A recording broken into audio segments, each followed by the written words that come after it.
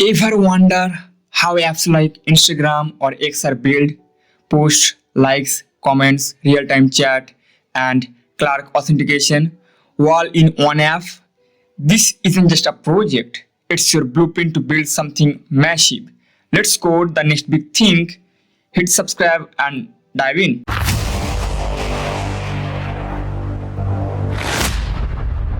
Hey developers, welcome back to the channel. In this video, we are building the full set of backend, frontend, and every third-party tool you will need. We are talking Clerk for authentication, Tailwind CSS for styling, Cloudinary for media, and MongoDB for the database. All in one powerful setup. Let's get everything running from scratch. Before we jump into the setup, let me quickly walk you through the project. So this is our deployed app. The front end's hosted on a Vercel. You can see the URL.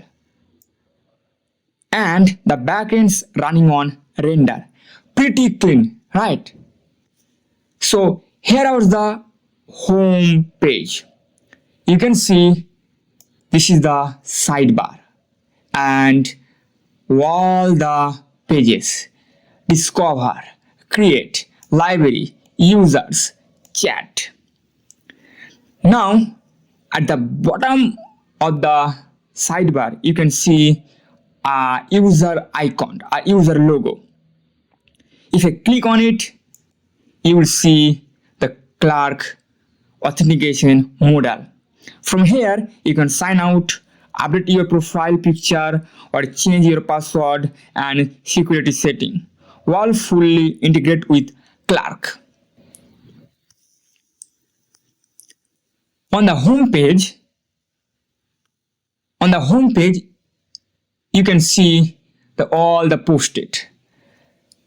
At the left side, you can see the post, and right side, all the users. It is responsive, and you can follow, you can unlike, you can unsave, you can like, you can save, you can comment on it, you can comment, you can delete, you can save, all the stuff. And all the save and like content you can see here. And if somebody follow you, or you already follow somebody, you can see here. This is the followers and this is the following, which means somebody follow you. This is our library page, and this is the users, all the users on our database. And this is the chats. So you can see this is the chat. This is the chat homepage. This is the chat window. Let's say I pick this one, and you can see I chat a lot of things. And this is the, so now you can chat in real time. Yes. Now you can see yes, using WebSocket. So cool, right? And that's the quick overview. Now let's start setting up the entire stack from scratch: front-end, back-end, and all the third-party services. Alright everyone, right now I'm inside VS Code. If you are using other text editor or IDE, you are good to go.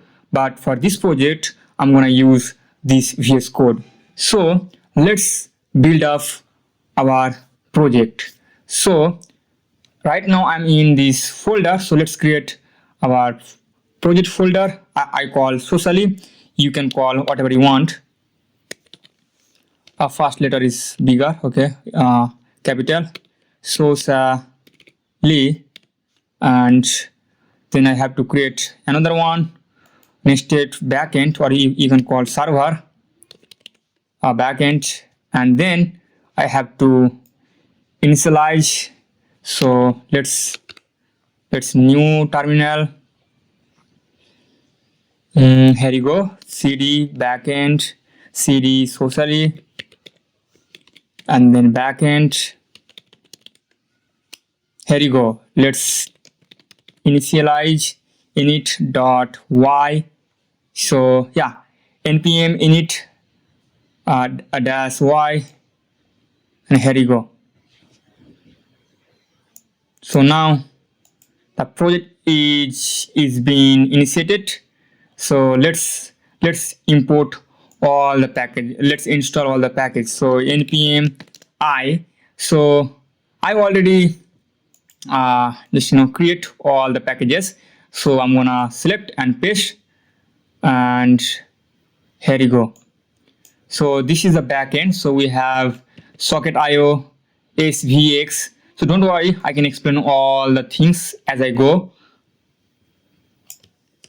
Let's copy and let's paste it. Here you go.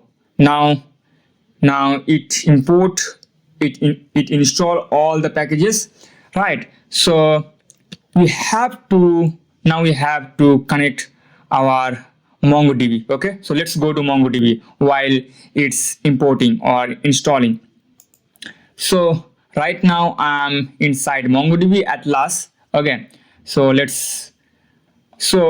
if you don't have an account, please create and then log in. So once you log in, it redirect to the home page or maybe here. Okay, so and you have to create your organization. Just put the name what he wants. Okay, and then you can see this type of UI or maybe new UI. So I have bunch of project already. Let's create a new one from scratch. So click on it and then you put a name what you want. So let's say put socially. So socially, and then next, click next, and so you are the owner. So now I think you are the owner. So I think you don't want to bring anybody. So you are the owner. Just create project.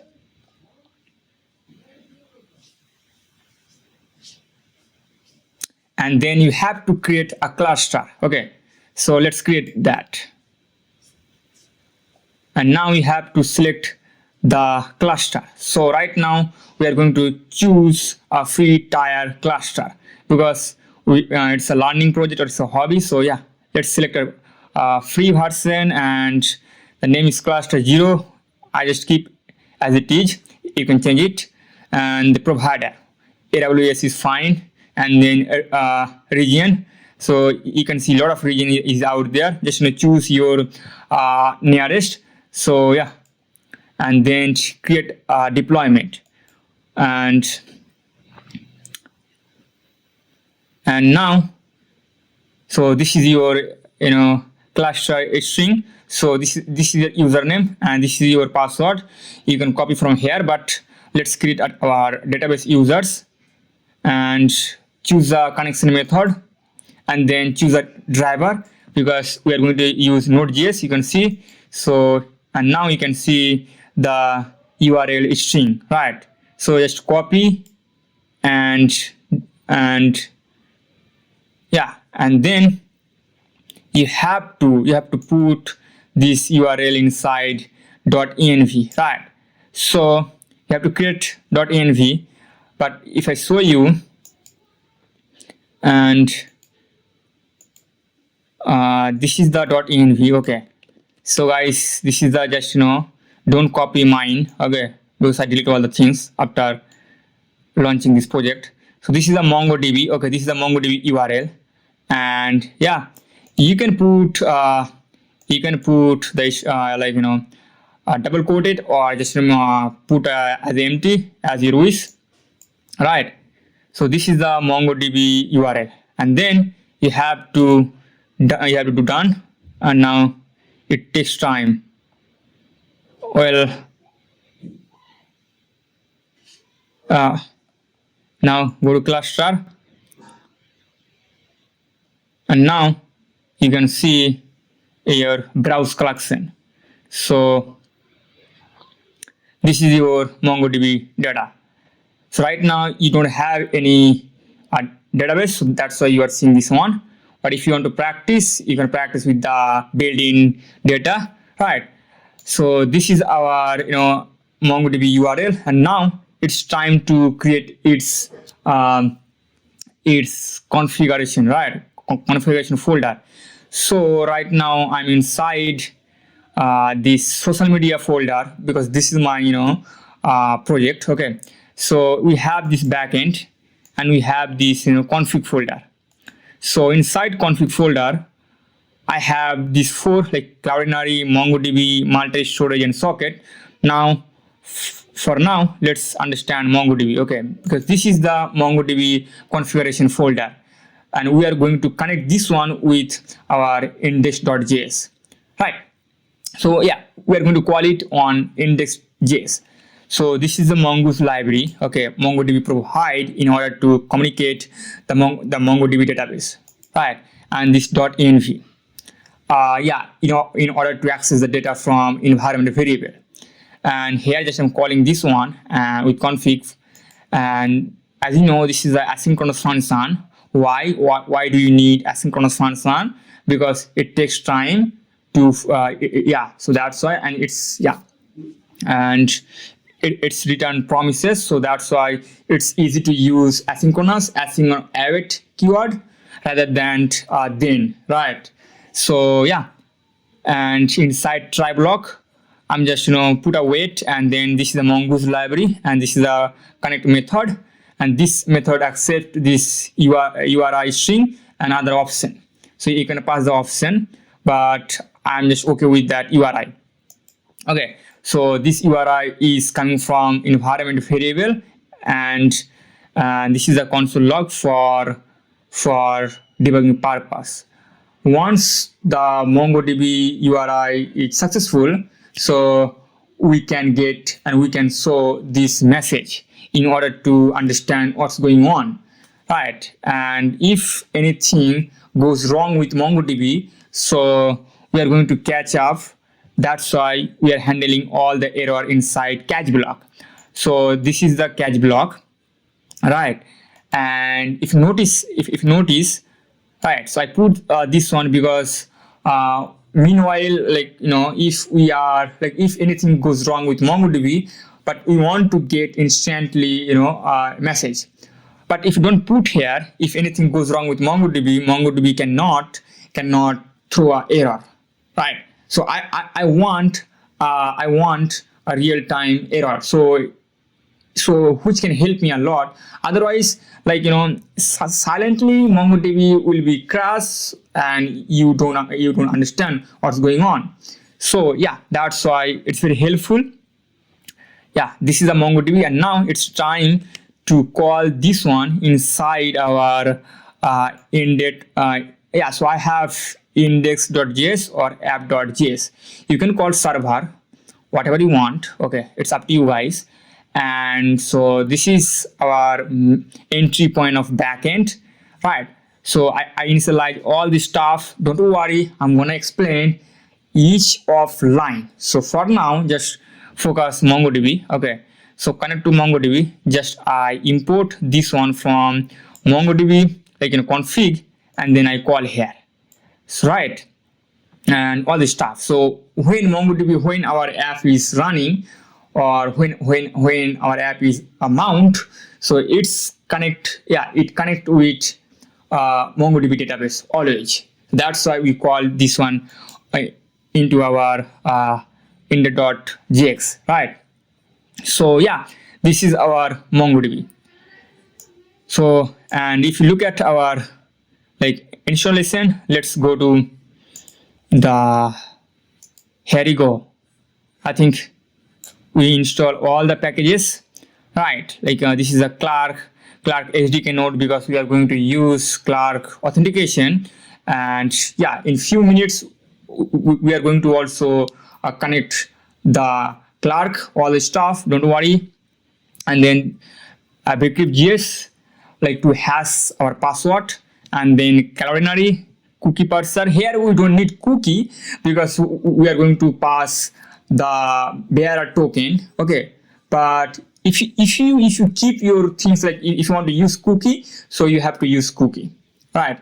And then course, and then course, right? And .env, express, JSON web token, and then mongoose, multer, multer for file handling. You can use express upload file handling, but multer unlocks a lot of features, so that's why. And then nodemon and socket.io and svix in order to communicate with like web hooks. So this is the just library, and yeah, because Clerk recommend this library, so that's why. And yeah, this is our package. So let's go to Cloudinary setup, right? So this is our Cloudinary platform. Okay, so yeah, so guys, if you don't have account, please create one, and then once you log in, you will redirect or land on this homepage. So you can see, and from here we need three things. First is cloud name, this one. Second is API's key. Okay, so yeah, just go to API keys, and once you do, you can see this is your cloud name, and just copy and paste on environment variable, and then you need API key and API secret. So if you want to visit, so click on it, and now Cloudinary sent a message to your email, which email you have used on this platform, and copy that code, paste here, approve, and then you are ready to go to grab this API secret. Once you do, then visit the environment variable inside your project. So this is the social media, this is my main project, and so I already copy, and this is the Cloudinary name, okay, and Cloudinary API key, Cloudinary API secret. Just you have to copy this one, okay, and paste here. Okay, so guys, I'm gonna delete my account very soon, so don't copy mine. And then also you have to create your JWT secret. And here I think we don't need, because if you don't use course, or if you use third party library like authentication like Clerk, so Clerk can handle all of them, right? So but if you don't want to use Clerk, so you need this one. Okay, so this is the Cloudinary, and now we are going to set up the Clerk. So this is the Clerk. Okay, so again, if you don't have account, please create, and create an application. So when you log in, so let's say I log out, and then I think then you can see, let's sign out. And yeah, so now you have to do, so let's say I log in. So yeah, this way you have to do it, and then once you do it, and now you are redirected to this one. Okay, so I have my other project. Let's create new one. So yeah, and then you have to select what type of and put a name. Let's say put a socially, and socially, yeah, this is the project name. You can see this, this way you can see socially, right?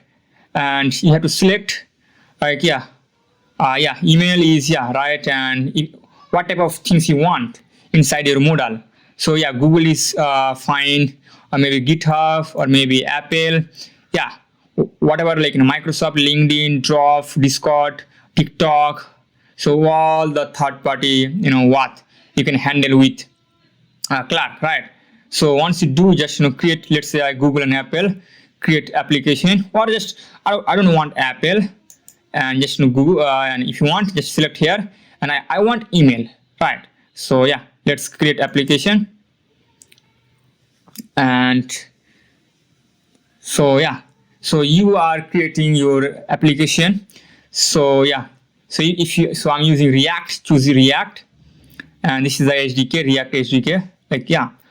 And yeah, now, and these are for, front end, right? So yeah, you have to create the project, and then you have to install, then you have to install for front end. Okay, so this is a front end. Don't worry, when you work with front end, definitely work. So yeah, so I'll come back again when you work on front end. Okay, so this is a front end key, publishable key, and this way. So okay, and yeah, all this stuff. Okay, let's understand the back configuration. Let's pick the, so guys, we have to grab these API keys from here for front end, choose React, and then just we have to copy this one. Okay, you have to copy and you have to paste. Yeah, this is a publishable key, you can see here, right? And then you have to copy this secret. So you have to copy here and then you have to paste on backend.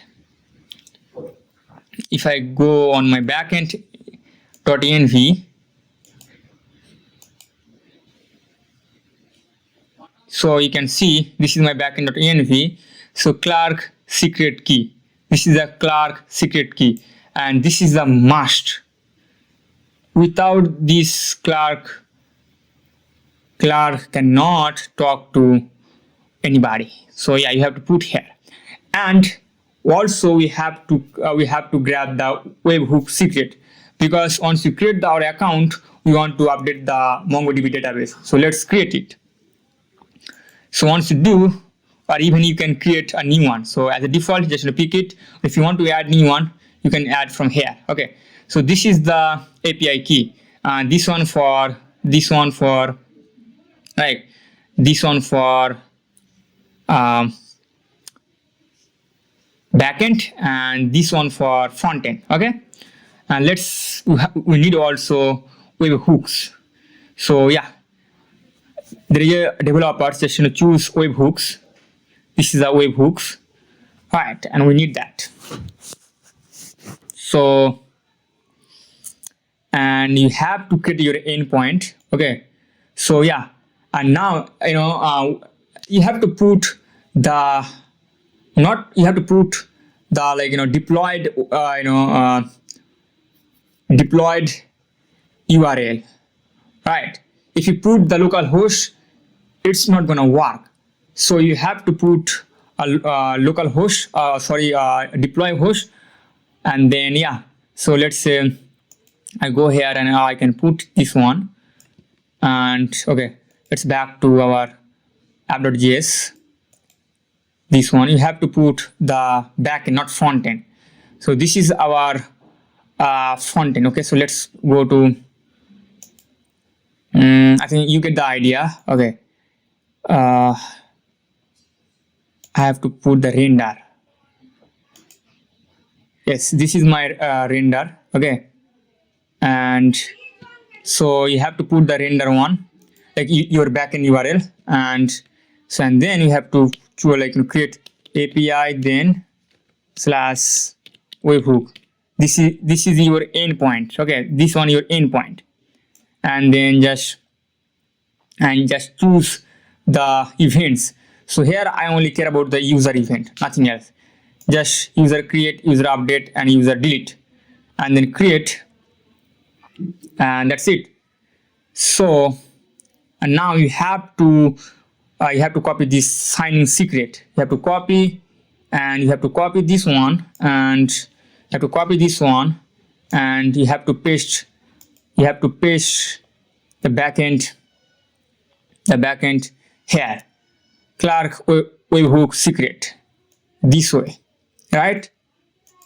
So yeah, this is pretty cool. So we have got our Clerk secret, we have got our webhook secret, right?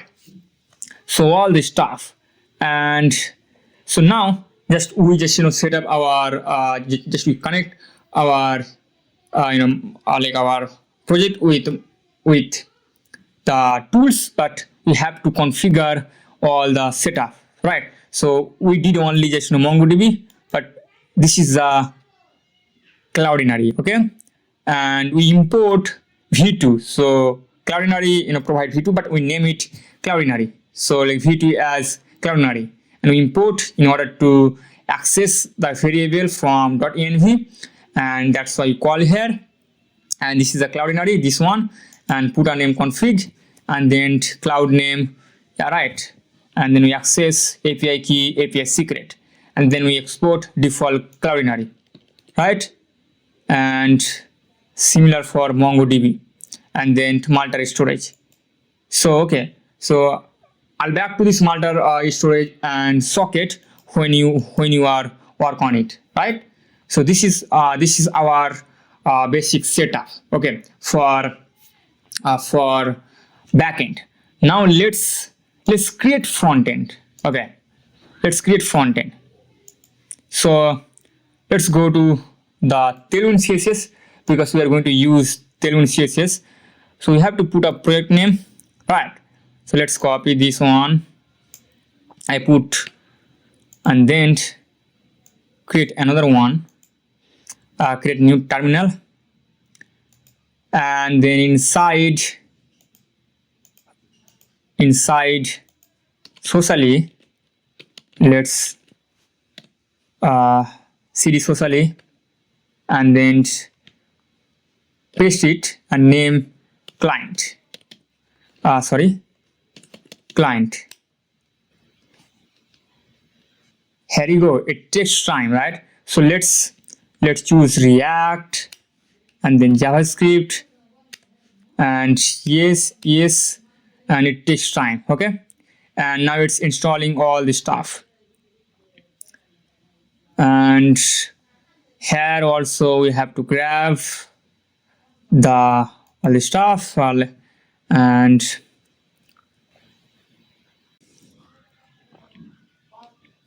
here you go. Now we are running 5173. So let's go to this URL, and yes, this is the React and feed, right? So it's working. Let's set up the Tailwind CSS. So I just clean the, and let's import the Tailwind. So install Tailwind.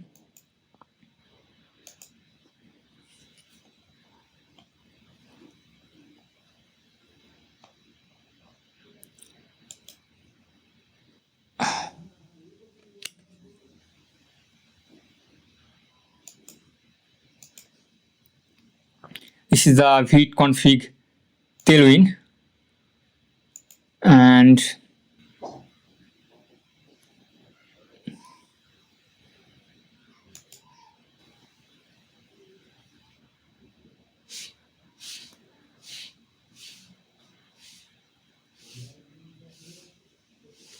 I think I made a mistake. Why? Because I have to put inside client. Okay, you get the idea. Okay, because yeah, you get the idea. Like we have to put inside client, but let's do it again. Client, and then you have to put this one.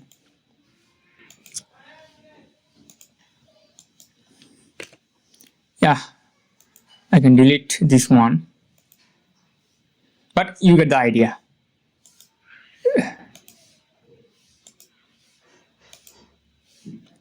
And yes, and just copy here and paste inside vite config, and vite config, right, and then CSS. So inside source folder we have global CSS. Just remove all of these and just paste here, and then just run it. So I'm gonna clean up also app.js. I don't need all of this, so copy and just RFC. If you don't have this snippet, okay, I'll show you this extension. Okay, so just where is the extension, man? So you have to search. You have to search. You have to search.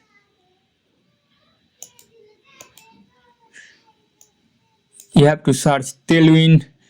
Yeah, which the name? Yeah, ES3, ES7. Yeah, this one. So I already download. You can see 16 million people download. So yeah, it's very helpful. So when you search RFC or all the things, you can get it. So let's test our Tailwind. Let's say BG red 700. No, not this way, man. Small letter. BG 700 red 700, and let's run our code. Project again. Yeah, npm run dev. Let's see.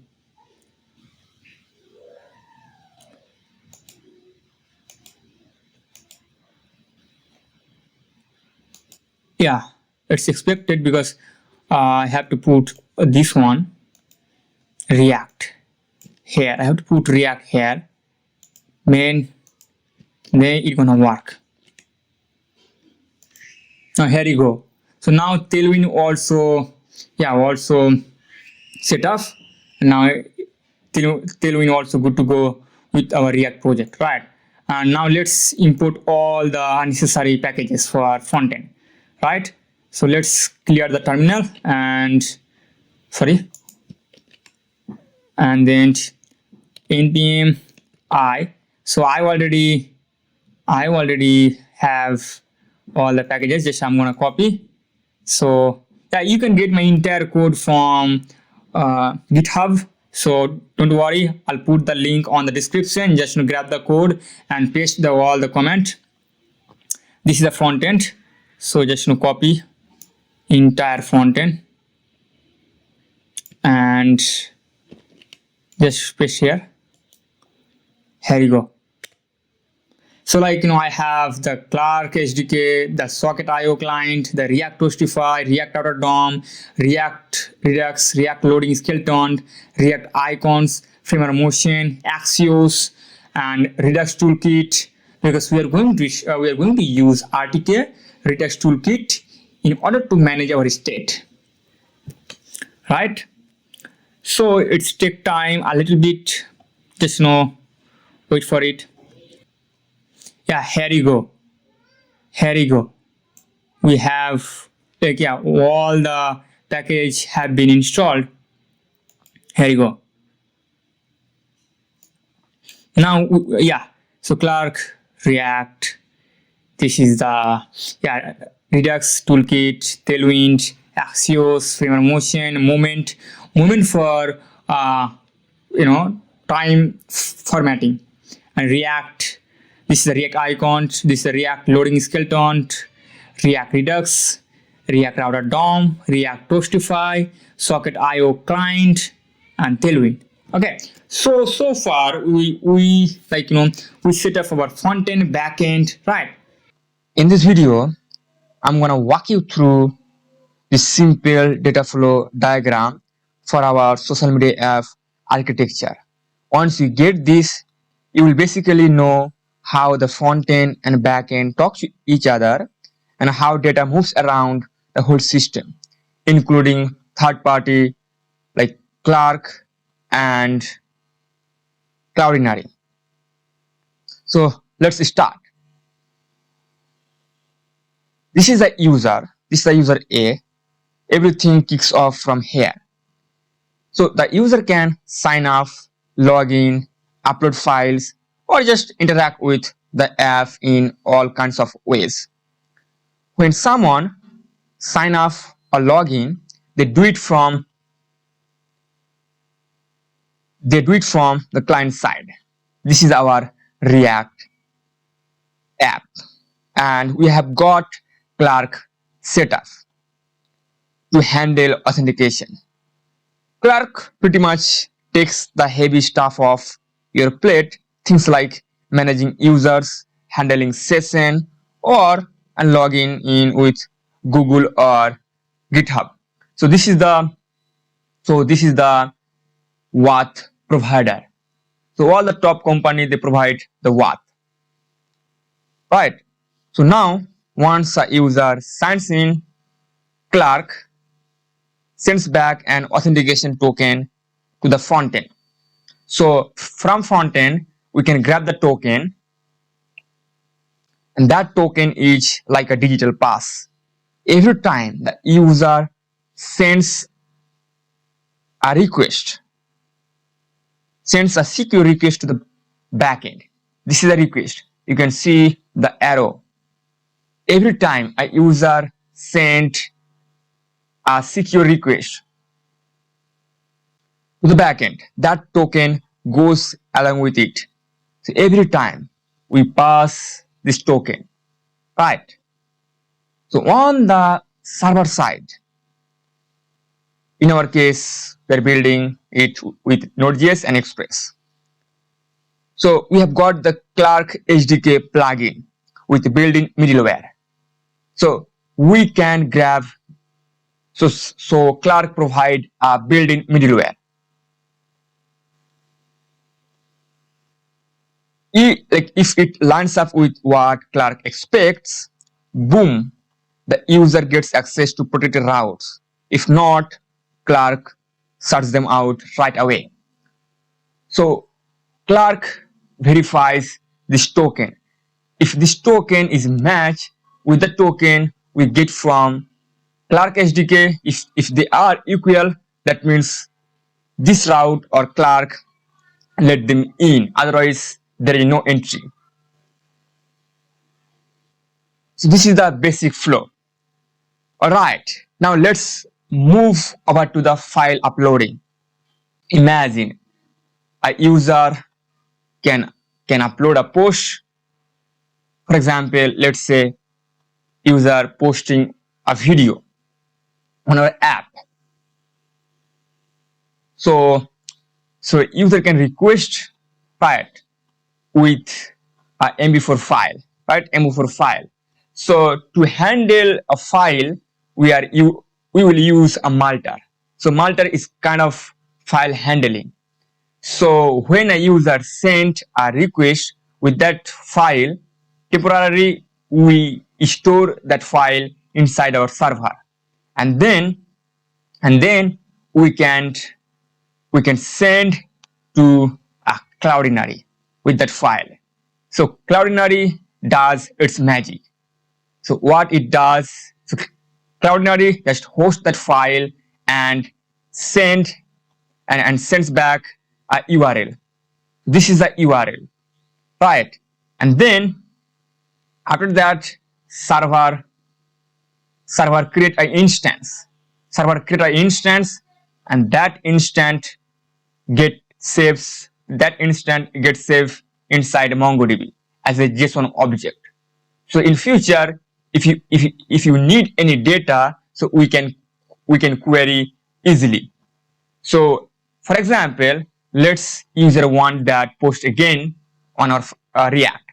So user can send a post request, or user can send a get request, and then server query that data, right? So now MongoDB sends back a JSON object, and then server responds that JSON object, and instantly React picks that up and re-renders the UI, showing the latest post likes and comments without you needing to refresh anything. So this is the basic overflow or data flow. But we are not done yet, because we have also got real-time chat, and that's where Socket.io comes into play. Socket.io keeps a live connection open between client side and server side. Kind of like they are constantly talking behind the scenes. So we don't need to wait to get message. Otherwise, the server say, hey, do we have data? Do we have data? Do we have data? In and again, in and again. So, but if you use Socket IO, the issue is gone. So, suppose when a user A sends a message to user B, that message shoots off to the server, then gets pushed back down to both users instantly. No reloads, no waiting around, just real-time magic happening under the hood. Right? Because Socket IO does that magic. Just to connect client and server. So we don't need to ask, hey, do we have data? Do we have data? Do we have data? So yeah, once users send a message, instantly they connect each other like a phone call. So yeah, instantly they can talk, right? So this way user gets updated instantly, right? So here we are using chat features. You can use Socket IO for notification, right? And other use cases out there. So, and that, my friends, is the full data flow of our social media app, from user interaction through authentication, media uploads, database operation, and all the way to real-time chat. Once you wrap your head around this, you understand how most modern full-stack apps work today. In this video, I'm going to walk you through all the models in your social media project. These models are the backbone of our entire backend. They define how our data is structured and stored inside MongoDB. Right now, I'm inside the main folder directory, and within that, we have a models folder. So we have a backend and we have a models folder. I have already written all the code to save us some time, so we can focus purely on understanding how everything works. Inside this folder, each of we have got four main models: the user model, the post model, comment model, and the message model. Each of them handles a specific part of the app. User manage authentication and profiles, post handles media and caption, comments connect users to post, and messages take care of our real-time chat features. So let's go one by one and break down how each model works and how they are connected to each other. So let's start with the user model. So I open it because honestly, the user is everything in our app. Every post, every comment, every message, it all connects back to a user. So right, and this is the user model.js folder. At the top, you can see at the top we import Mongoose from Mongoose library. Mongoose is an ODM, which means Object Data Modeling Library, that MongoDB provides to make it easier to define schemas and interact with our database. Basically, it lets us structure and organize our data like objects instead of raw JSON. Next, we create our user schema. This is our user schema using the Mongoose schema method. This method takes two arguments. The first one defined the structure.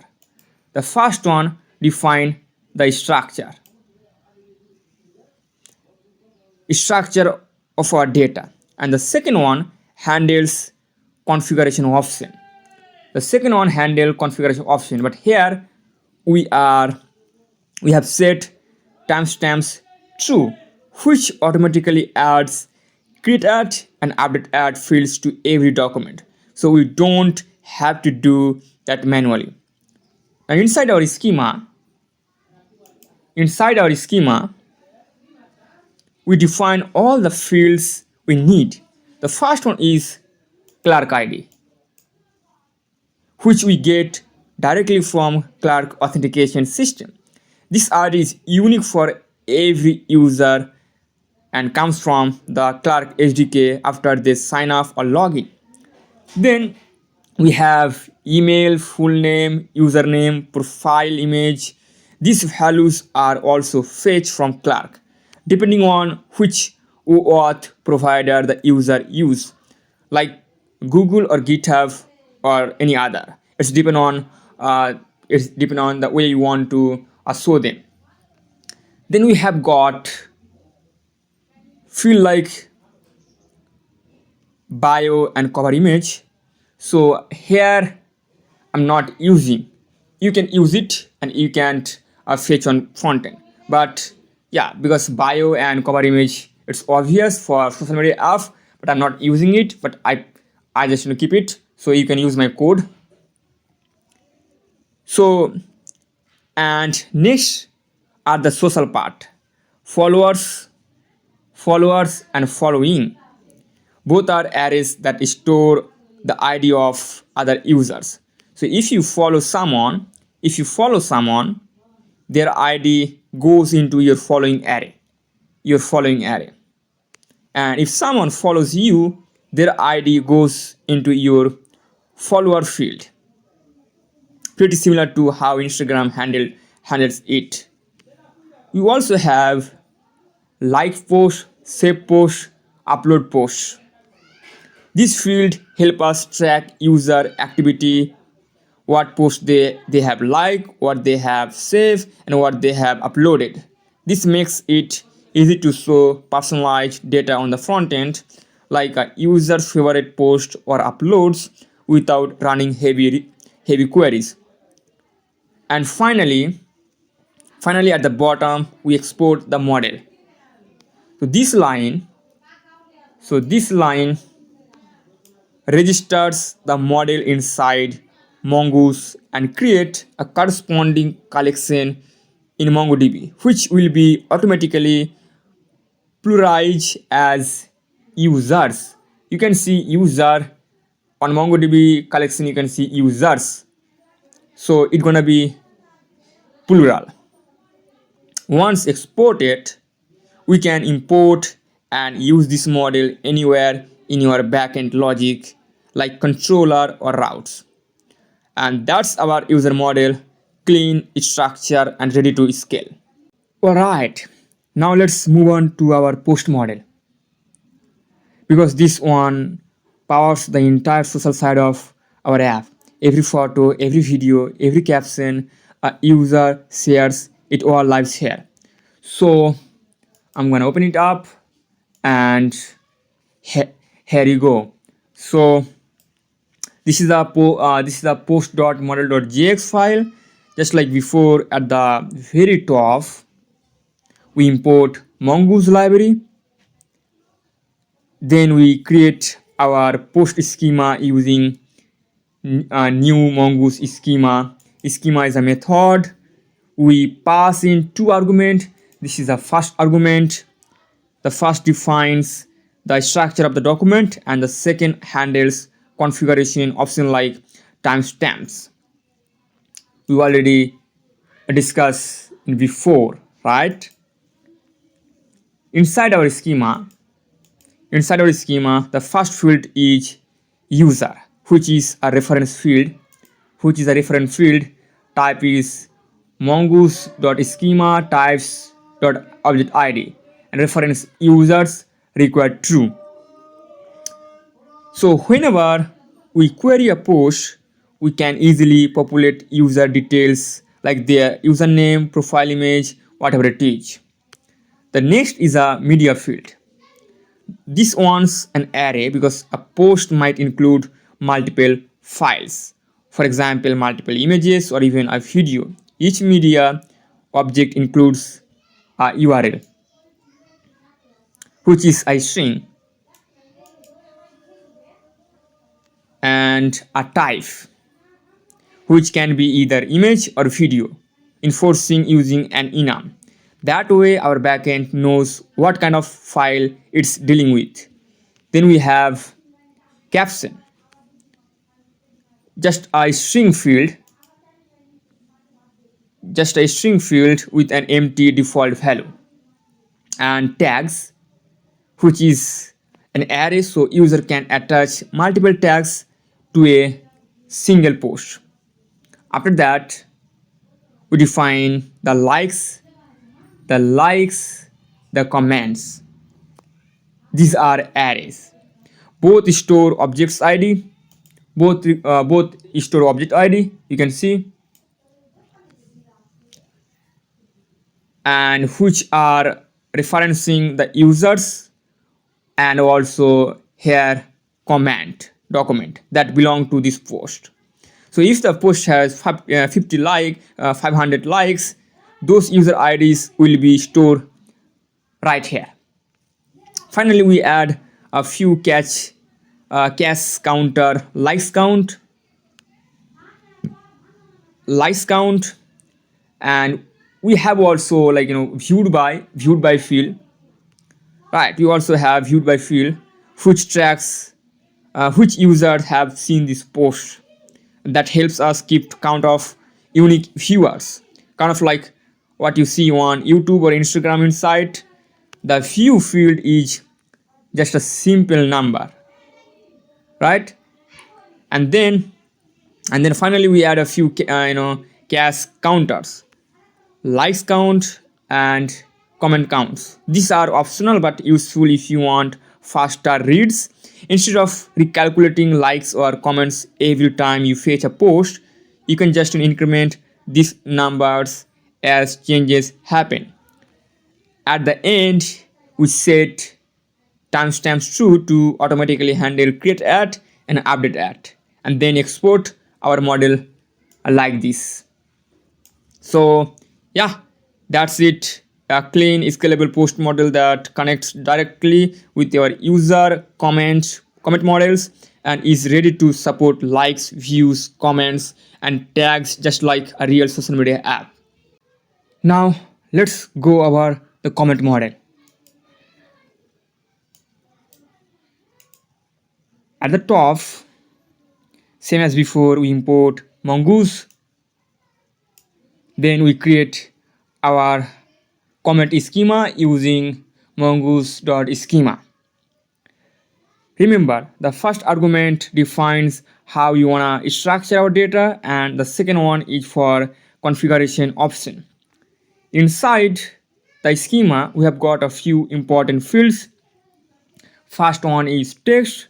This is where the actual comment content is stored. Type is string and it's required. And we have also trim max length 1000. So you can put as you want. The second field is user.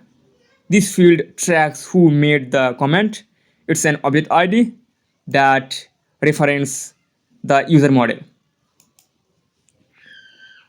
The next one is post. This connects the comment to the post it belongs to.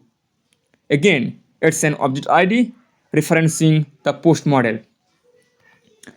Then parent comment field. This is for replies. It's a self-referencing, which means a comment can point to another comment. If it's top level comment, this field just stays null. So you can see. And then likes. This is an array that stores the users who like that particular comment. And then we have likes count and replies count.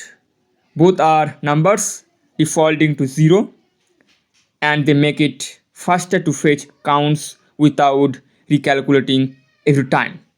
And finally we add timestamps, and then we export it using mongoose.model comment schema, right?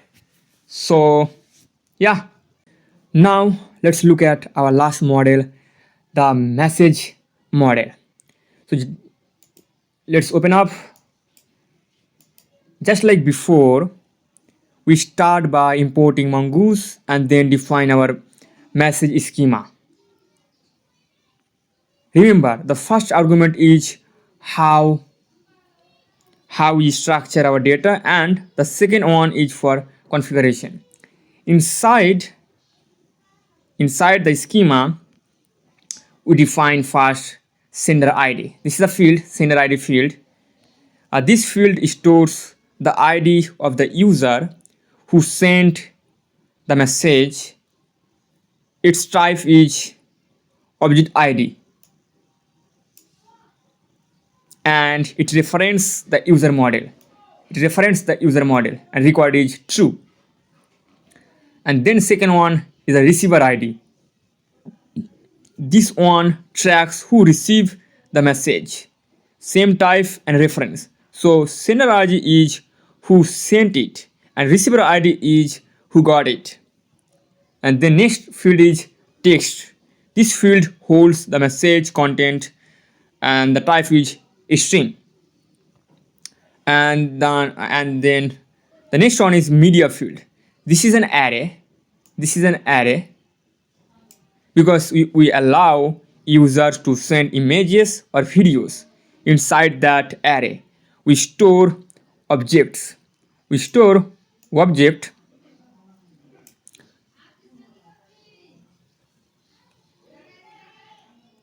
with, like, we store our object with URL field and a type field. The type field use enum to make sure users can only send either an image or a video. And finally we add timestamps. So MongoDB automatically tracks when each message was created and updated. And one small difference here, instead of defining and exporting the model in online, we first create like this, right? And const message and mongoose model, and then we export it below using export default message, right? There is no difference, but this way also people like to do it, and so that's what I did. And that's it. All our models are done. Now we are ready to move on and start building the controllers where we will handle the logic behind creating, updating, and fetching all this data. In this tutorial video, we're gonna work with controllers. But before writing any controller, it's important to understand two middlewares, because middlewares act like bridges that connect different part of your backend logic. Right now, I'm inside my main folder, and then inside backend, and now inside middleware. So you can see we have two files, Clerk auth and verification Clerk webhooks. So I open up Clerk auth. So you can see only very two-line codes. So let's understand this basic controller, what it does. So yeah, it's basically the way we did our building controller. So this middleware helps protect our routes. Whenever a request comes in, this middleware checks whether the user is authenticated using Clerk, and if not, it blocks access. So you don't have to write any extra logic here. Clerk handles everything behind the scene. Alright, so it's very simple, right? Now let's move to the next middleware, verify Clerk webhooks. So first, if you don't know what a webhook is, imagine it like this. It's a way for two applications to talk to each other automatically. So whenever something happens on one side, let's say on our Clerk side, it instantly notifies your server by sending some data. You can think of it like Clerk knocking on our server door saying, hey, a new user was created, or someone update their profile. That's what a webhook does. It keeps your server and Clerk in sync in real time. Now let's understand the code. So at the top, we import three things. This is a webhook from HFix. So this is the library, and this is what Clerk use internally to verify webhook request. And this is the .env from .env, and then we call it, right, and then we get our Clerk webhook secret from. So we already attach. If you see now this one, Clerk webhook secret, right? So when you create our Clerk, right, so we get it, and yeah, and then we access here, right, and then I add a quick check.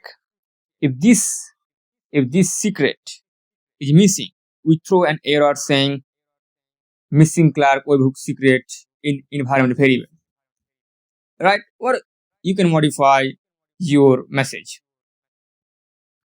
And next we define our function. So which is an asynchronous middleware function. Because as you know, async function can take some time to complete, right? So it takes some parameter. In our case, we have three: request, response, next. Inside try block, we first extract the payload from a request.body. So this contains the data Clerk sends to us, like details about the user event. Then we grab the headers from the request. Clerk always sends three specific headers for security: SVX ID, SVX timestamp, SVX signature. These headers help us verify that the webhook request is truly from Clerk and not some random source. Once we have the payload and headers, we create a new instant, right? So this is a new keyword, I think you guys know, and this is a webhook, and this is a web secret, right? So and then we call wh verify and pass in our payload and headers. If everything matches correctly, that means the request is authenticated, and we get back an event object. Now we attach this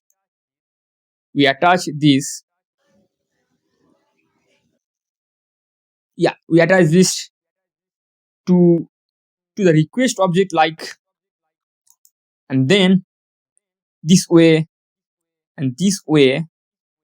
our next middleware or controller can easily access the event data and perform action like creating or updating a user in your database. And finally, we call next to move on to the next middleware. If anything goes wrong, we handle it in the catch block. We log the error message and return 400 and saying invalid webhook signature. Alright. So this is very simplify our Clerk auth and very Clerk webhooks middleware. Right? It's very simple, and we need, and throughout our writing controller, we are going to use this middleware. Well, right. So as we have just finished creating and understanding our middlewares, now let's move on to next step, the controller. Right now I'm inside controller. So you can see user controller, search controller, post controller, message controller, and comment controller. So in totals we have a 5 controller. Let's begin with the most important one, the user controller, because let's be honest, everything in social media app revolves around the user. So I'm gonna open up, and I did. So at the very top, we have some import. We are importing user model, we're importing delete from Cloudinary, a helper function, and also post model.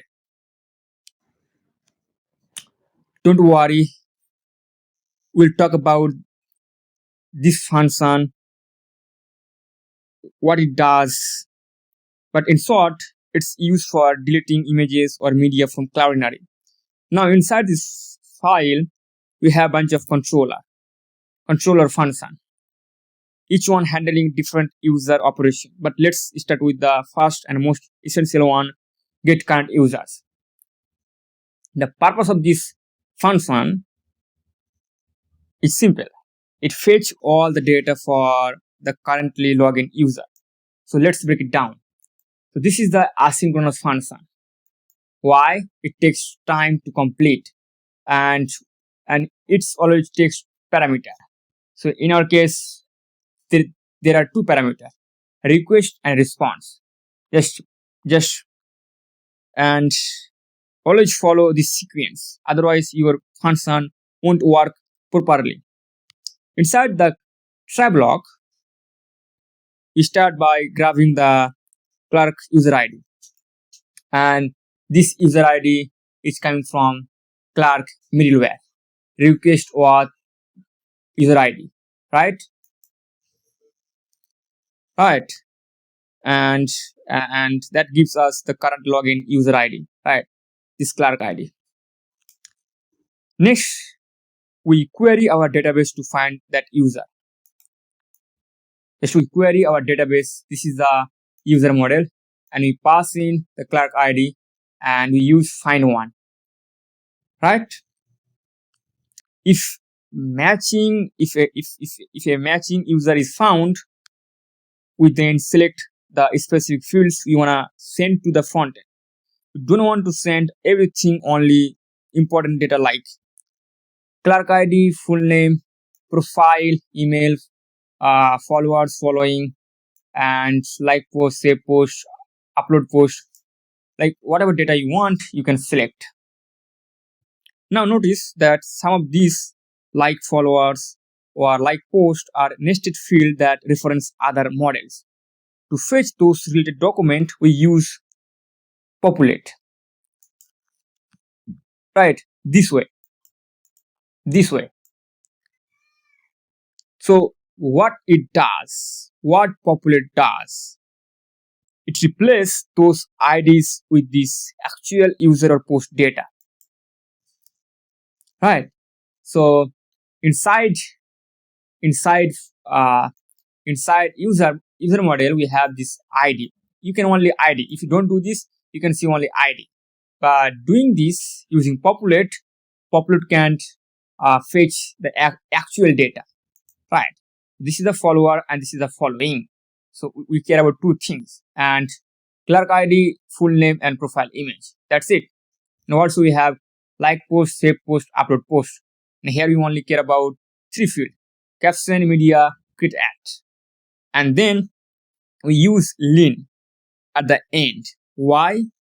This convert the result from a mongoose document into a plain JavaScript object, which is faster and easier to work with when sending a JSON response.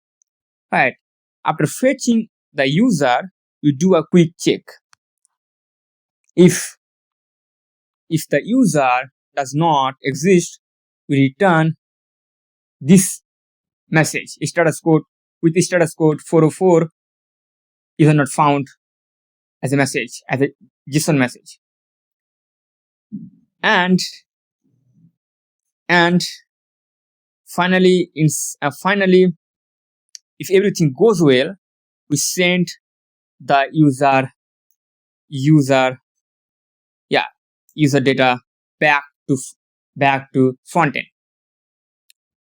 And finally, inside catch block, we handle any potential error. We log them in console for debugging, right? So this is for debugging purpose. And also we send 500 response and message internal server error. And that's basically it.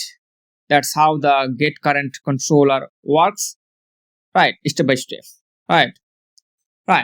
So this is the basic, and yeah, all right. Now let's move on to our next controller, get all users. This one's much simpler than the last one, but it's still really important. The goal here is to fetch all the users available in our database and send that data back to the frontend, basically to show list of all users. So let's walk you through how it works step by step. And once again, this is an asynchronous function because it has to communicate with the database, and that always takes some time. And just like before, we are passing two parameters: request for request for the request that comes from the frontend, and res for the response we will send back. Inside try block,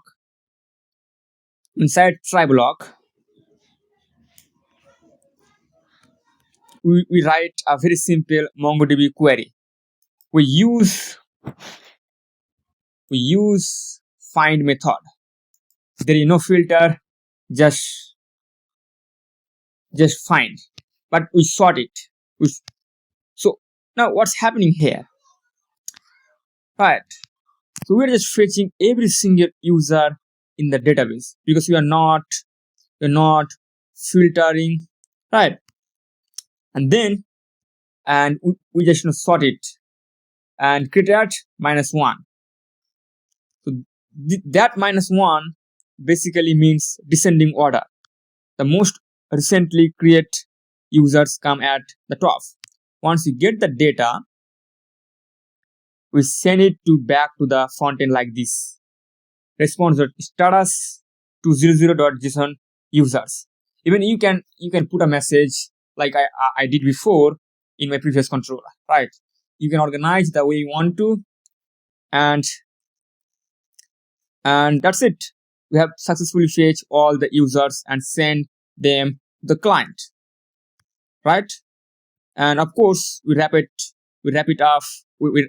all in a catch block to handle any errors that might occur. You can see this is a console error, and this is a response, right? So, and fail to fetch user. Super clean, right? Super clean and super straightforward. And this is get all users.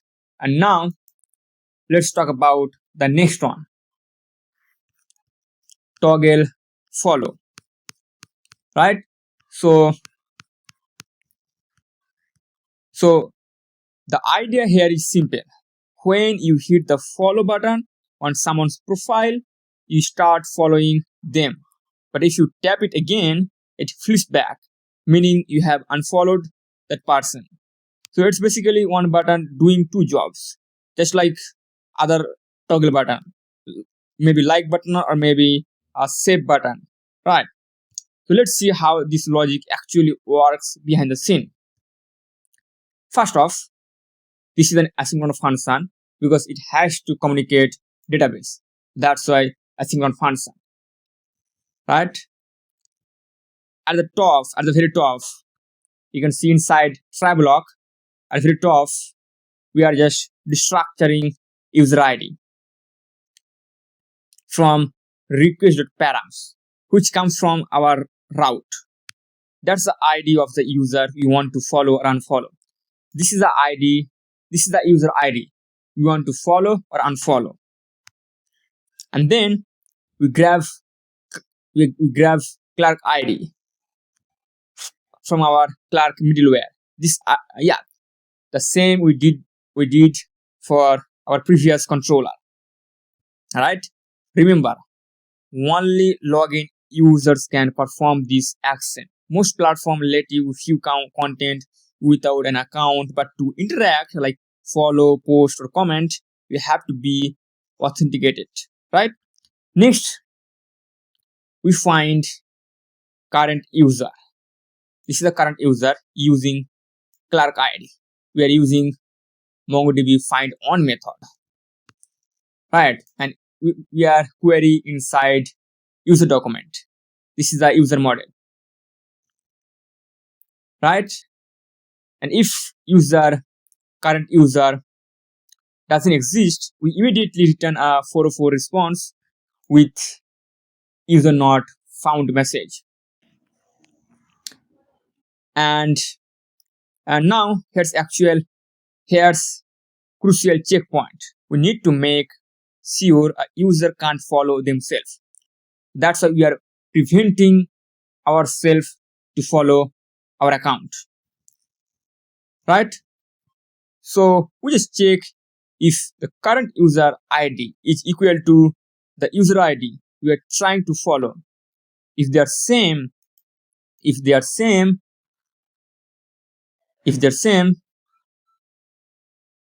that means this block run, and with this message you cannot follow yourself, right? And next one, we find the target users, the person we are about to follow or unfollow. If that user does not exist, we again return a 404 message, target user not found. Once we have both users, we initialize a variable called isFollowing, and then we check whether the current user is already following the target user, right? Inside the user model, we have a field called following, right? This is the field we have inside our user model, and this current user we define here, right? But this current user is me. Suppose this is my account, so me, right? This is current users, and this is the following field from that current users, and this is the include method, and this is the user ID, the person I'm about to follow or unfollow. So here I'm checking basically, because following is a array of user ID, the person I follow, right? So if that's true, if this expression true, it means we are already following them. So the new click means unfollow, right? So that means if you click again that button, so now you are going to unfollow, right?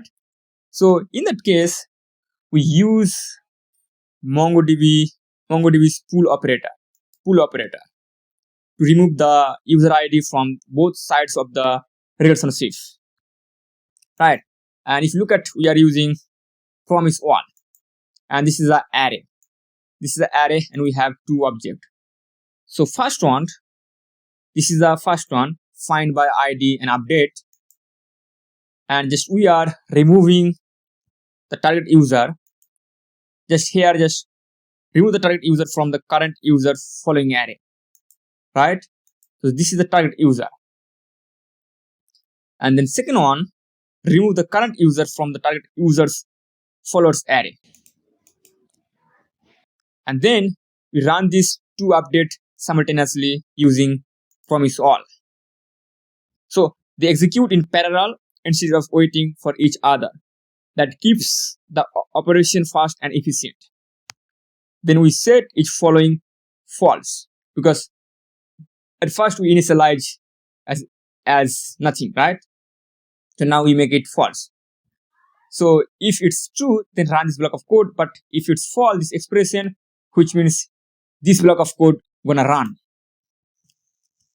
right? So if user wasn't already following, we do the opposite, the follow part, right? the follow part.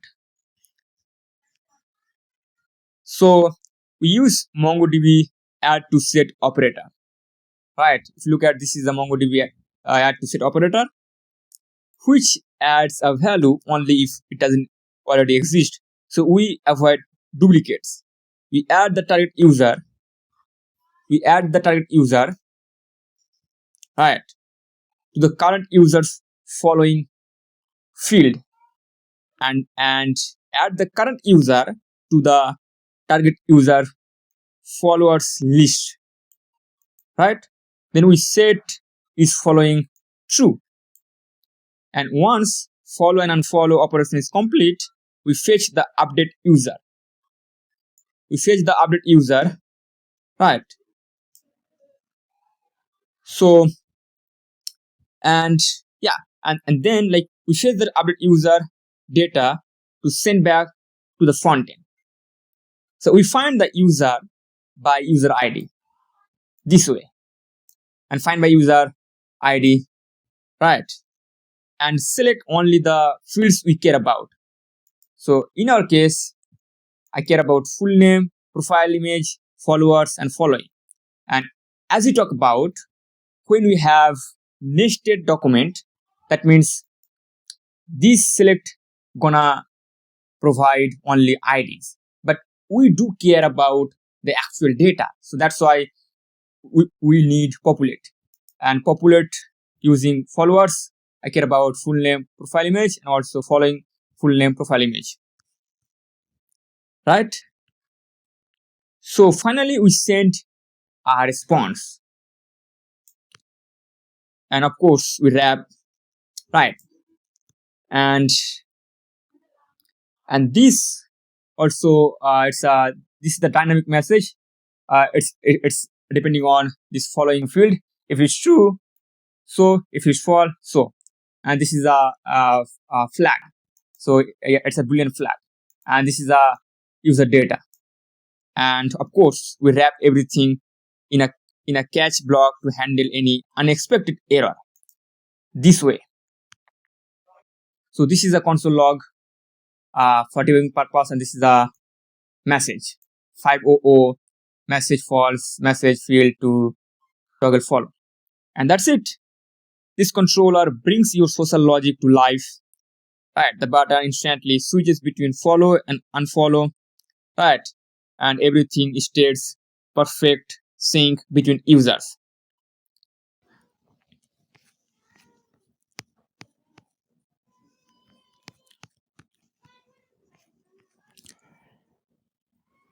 And now let's talk about our last middleware, handle Clerk webhook. So we already create the verify Clerk webhook web middleware, right? Earlier, that's that one's job was to make sure that request actually came from Clerk by verifying the signature and decoding the payload. Now this function, handle Clerk webhook, is where actually respond to the data. In other words, this is where we handle whatever Clerk is telling us, whether user just sign off, update their profile, or delete their account. So right at the start, we grab the event that we attached earlier inside our verification middleware. That's request.event, right? And then we simplify destructuring it this way: type data. Now type tell us what kind of event happened. For example, user.create. For example, user.create when a new user signs off, and maybe it could be user.update when a user updates their info, and maybe user.delete when a user deletes their account. And the data holds all the information about that user, like their ID first, last email. So for that, this way you can get that event, right? This is the type, and now I just put user create, and this is the data. we have ID, we have first name, last name, and email address. Just notice this email address is an array because Clerk allows us to add primary and secondary. So we only care about here primary, right? So that's why, yeah, that's why, and also username and email URL. This data we can get, and here just we are restructuring, right? And yeah, so that's, yeah. And now let's look at what happens when the event type is user create, right? Because we are going to handle 3 types. So let's understand first user.create. So if type is this, then run this block of code, right? So we grab a Clerk ID, data.id, and then we are just querying by passing Clerk ID, and we are using find one. If it exists, so yeah, so we are assigning here, and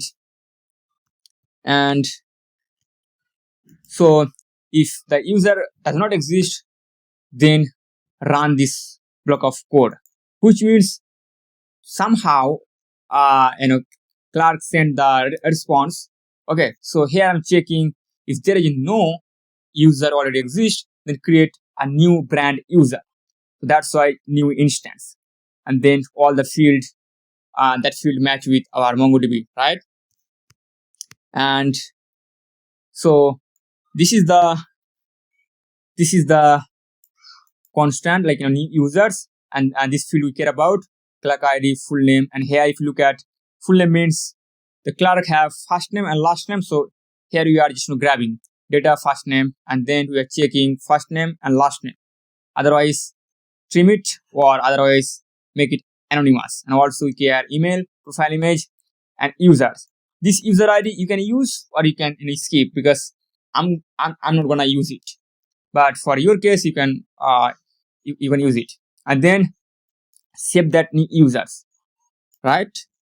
Yeah, and that's it. Like the moment user signs up through Clerk sends a webhook to our backend.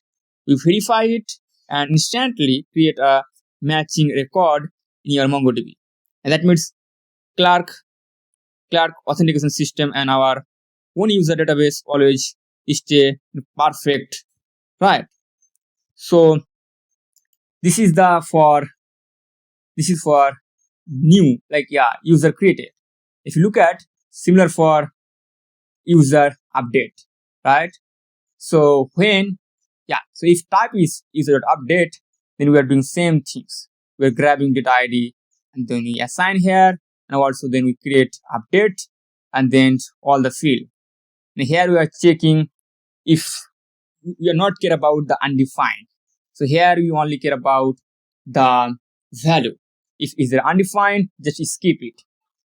And then we are using find and update, because this document method can update and create at once.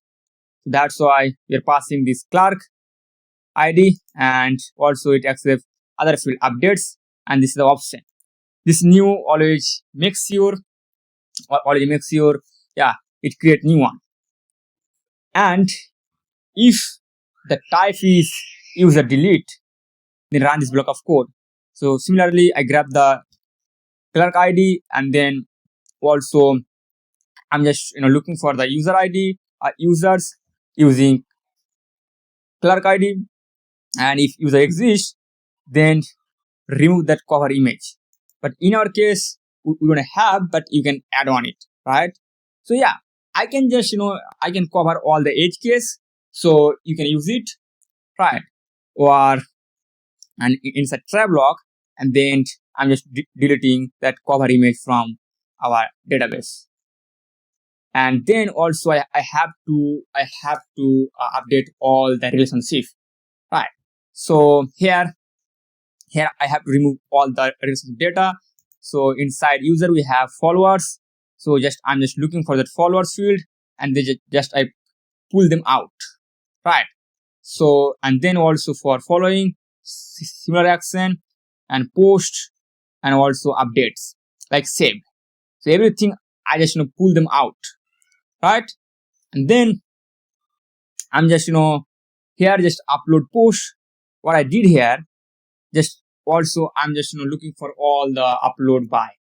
So this is the user ID and all the things I'm just assigned here. So first we have two nested route, nested loop.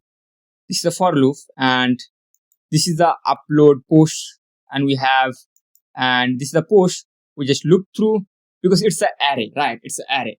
So that's why we need a listed loop. So also, and then we have this field media, right? And this is a field media, and then we just delete that URL, right? And now post delete one. So right now, now and then we delete the post, and then the user itself using Clerk ID, right? If everything goes okay, then we respond this message. Otherwise, we wrap up it inside catch block, internet server error, right? So this is our user controllers, right? This is our user controller. So now it's time to define our endpoint. So right now I'm inside route folder and then inside user route, right? So at the very top, we import express because we needed to create our router, and we also import Multer, which is a Node.js middleware used to handle file uploads, like when user upload profile picture, or so here when user post with files. All right. Next, we import all the function from our user.controller, right? The ones we just create earlier, right? And so, and then two middleware. First one is require what from Clerk, and also second one is verify Clerk webhook. For it's also from Clerk, but for webhook. And also import our storage configuration from the config Multer storage. Don't worry, I'll explain this Multer storage configuration in details later because it's actually pretty important and handles how and where our uploaded file are stored. And now we create our router instance, right? And then we set up Multer. Here we set up Multer. Here we are passing two things to Multer: storage, which comes from our configuration file, and limits where we define how large file we are willing to accept.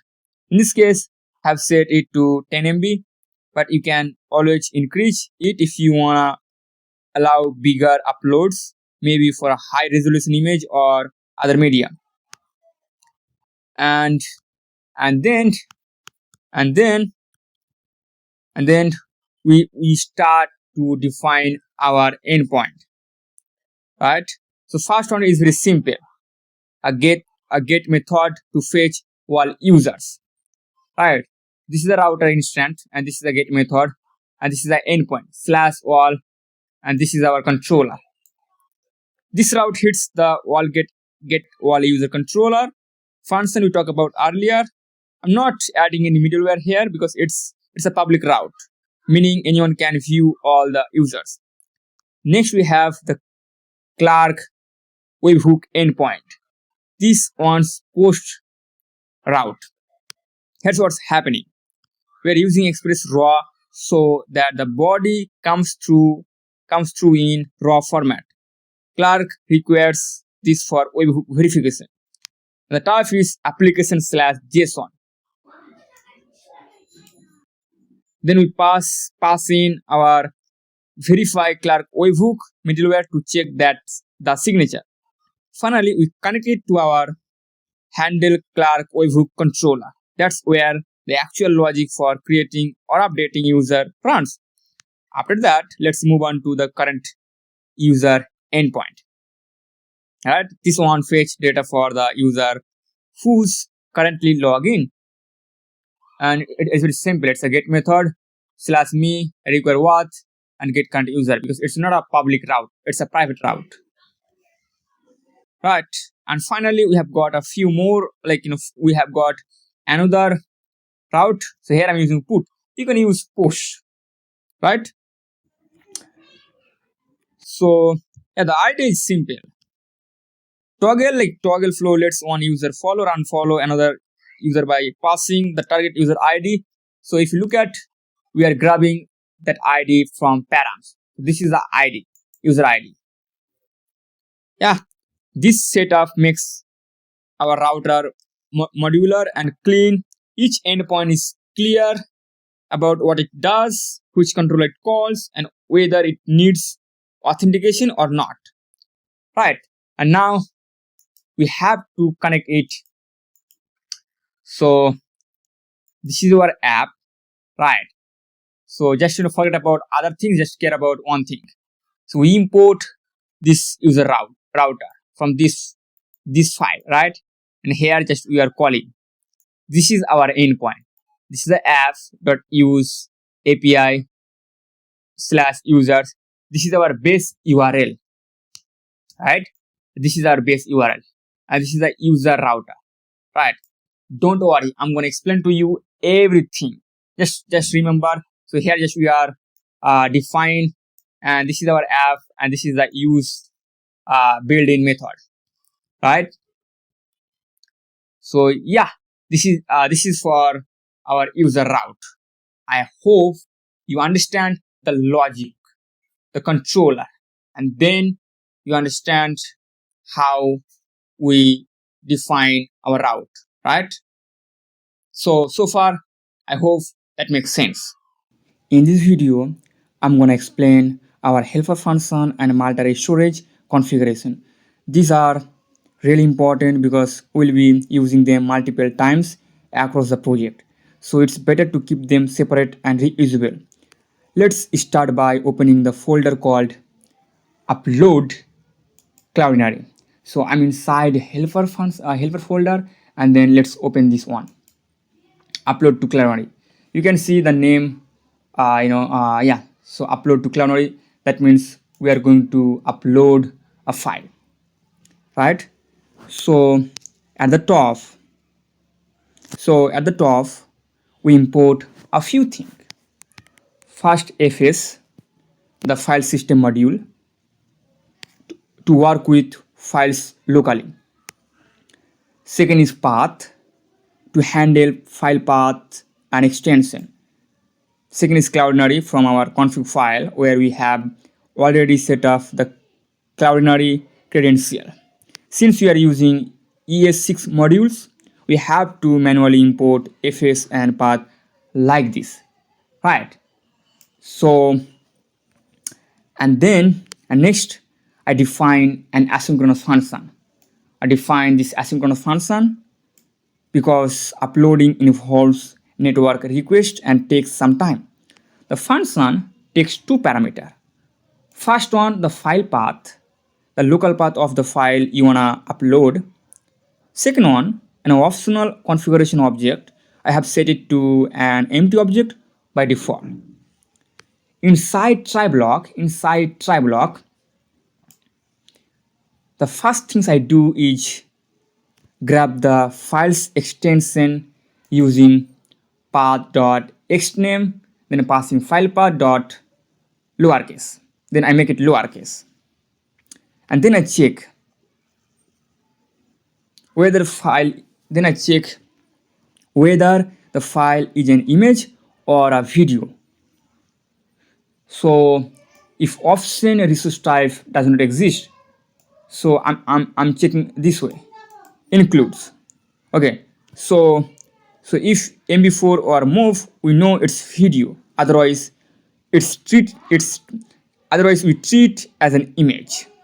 This way, if no option are provided, the function automatically figures out the correct resource type for Cloudinary.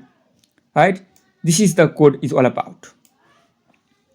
After that, we call Cloudinary's upload API like this. This is the Cloudinary, this is the uploader API, and this is the upload method. And it takes two parameters. First is the file path, second is the option. Right?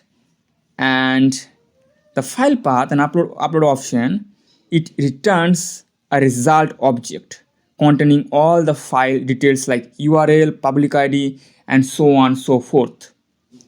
Now, and then you can see I return it, right? So we can use it in different way. And so now if something goes wrong during upload, we handle it in the catch block. We log the error and throw it again so it can be handled by the parent function.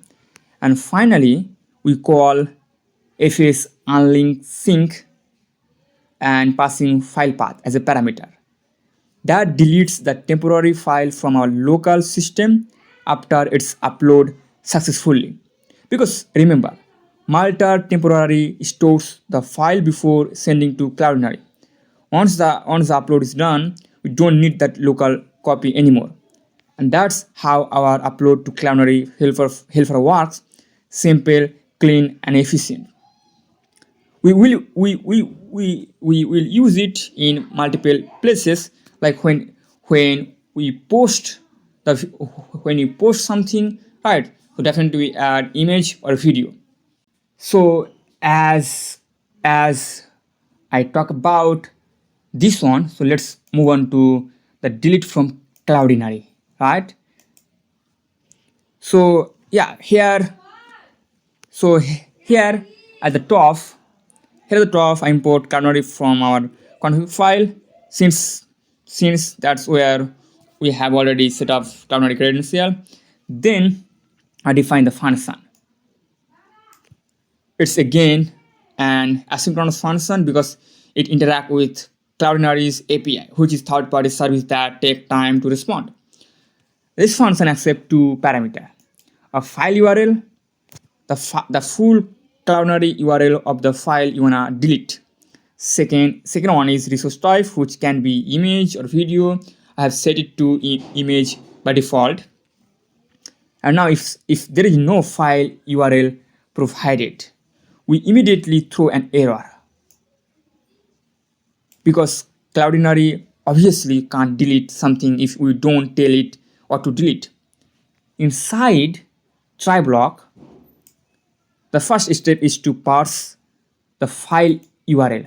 So we are using URL parse variable, and URL is a built-in JavaScript class that allows us to extract the path name path, which basically represent the path of the file on server, Cloudinary server. Next, we need to clean that path and extract the public ID.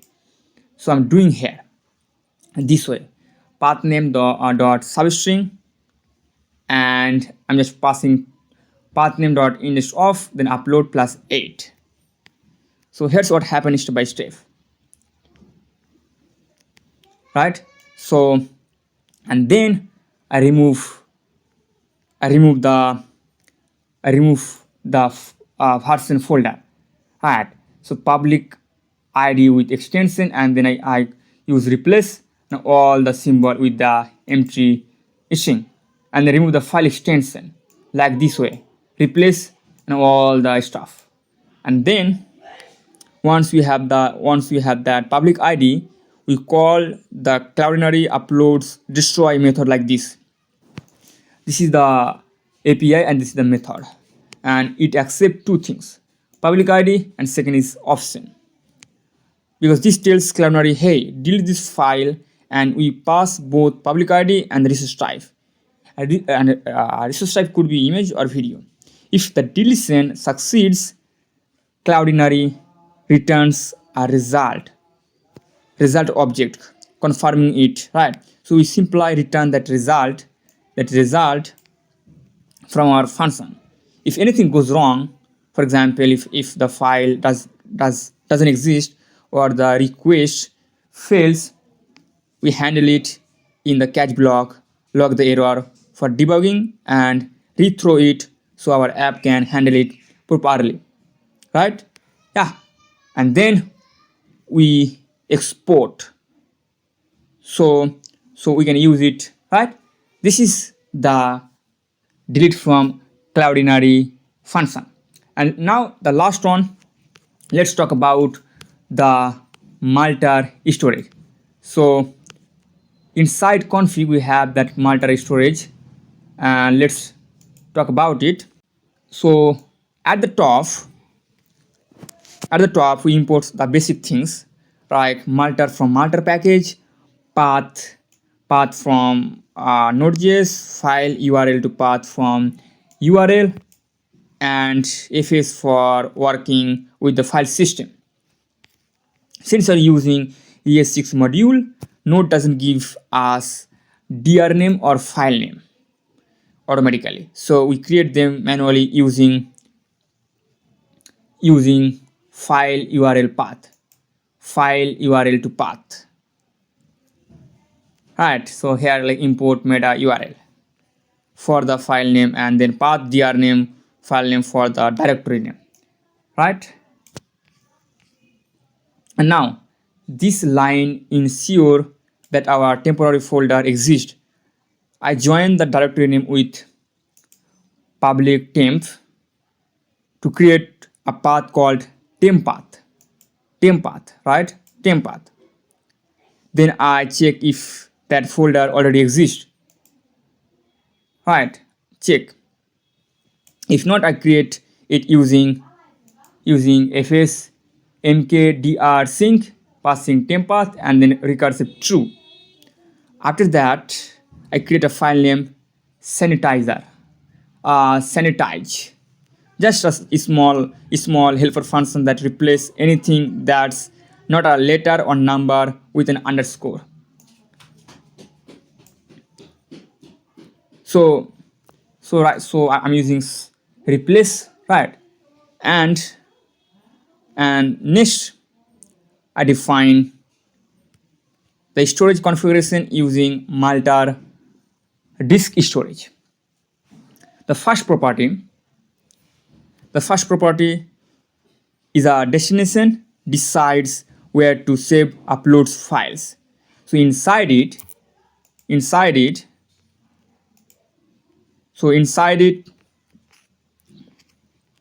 so this is the first destination. Inside it I'm passing a request file callback function, right? And then null and temp path, right? So and then the second one is file path, a file name. The second property is file name, and that decide how to name the file. So here I take the original file name, remove the extension using path parse,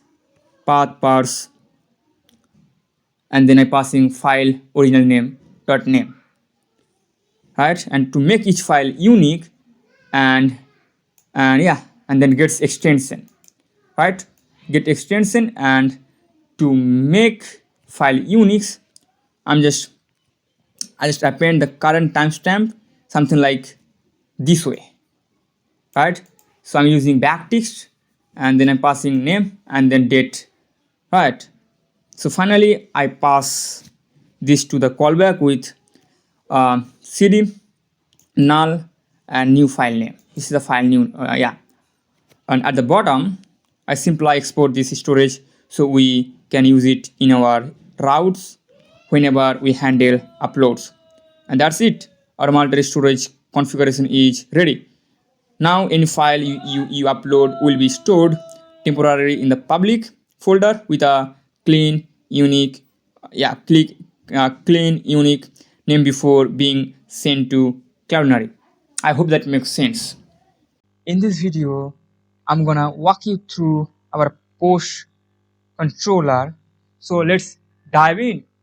So I just open up the file, and as we can see, all the basic required models and helper function. So this is the post models, comment models, user models, and these two are helper function. Recently we talk about it, right? So let's talk about first create post. So this is the asynchronous function, as I talk again and again, because it takes time. Inside create post function, just we have, yeah, so inside the try block, the first things I grab two, yeah, two required stuff like caption tags from a requested body. And I think if you don't know, this is called restructuring. And after that I just grab the Clerk ID from request.auth.user-id, and then before uploading anything, we add a quick validation check if the request does not include either an image or video file, meaning both request files images and request files videos are missing. We immediately return a 404 response with a JSON message saying at least one image or video file is required, because these files are coming from Multer, right? This is a quick check. And next we find the user.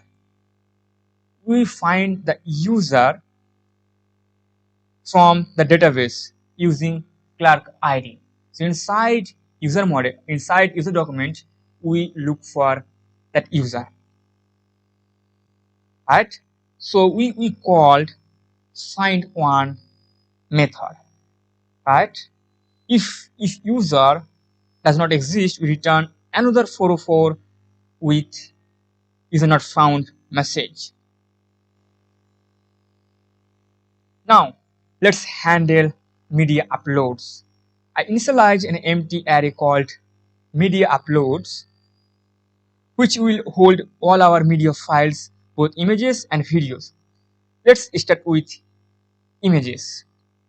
So if request files dot image exists, that means the user uploaded one or more images.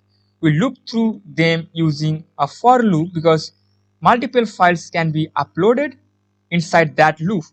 We call upload to Cloudinary for each file. Remember that function takes two parameters, the file path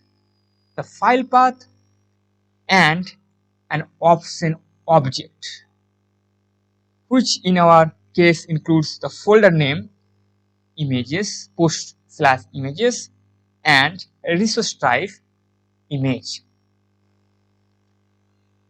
Once Cloudinary uploads the image, it returns a result object, right? A result object. From that, we only need the secure URL. We only care about the secure URL. So each media file becomes an object inside that array. Then we do the same thing, right? So like if you understand this one, so this is the URL. So inside post model, we have the media field. Inside media field, which is array, and we have our object. So inside the object we have two fields, URL and type. That's why, guys, I'm doing here, right? Then I push this thing inside media upload. All right. So yeah, this is first the result, and this is the type, and this type, yeah, this is the type, this is type, and the same thing for video. Right, the rest of the logic is identical. So now But if you look at we make it the resource type change and the video folder name change, but everything is same like images. And now about tags. Sometimes tag come as a single string, other times as an array. So if type of tag is equal to string, I split them by commas, string extra space, like comma, and then map through. And here if you look at a trim, and then filter out empty values, right? Filter out empty values. After all that setup, but if you look at otherwise I just parse them directly as an array. That gives me a clean array of tags called parse tag, right? So this is the first if else. If tags is equal to string, then do this stuff. Otherwise, just if array is there, just assign this tag inside parse, right? After all that setup, we are ready to create the new post. So I call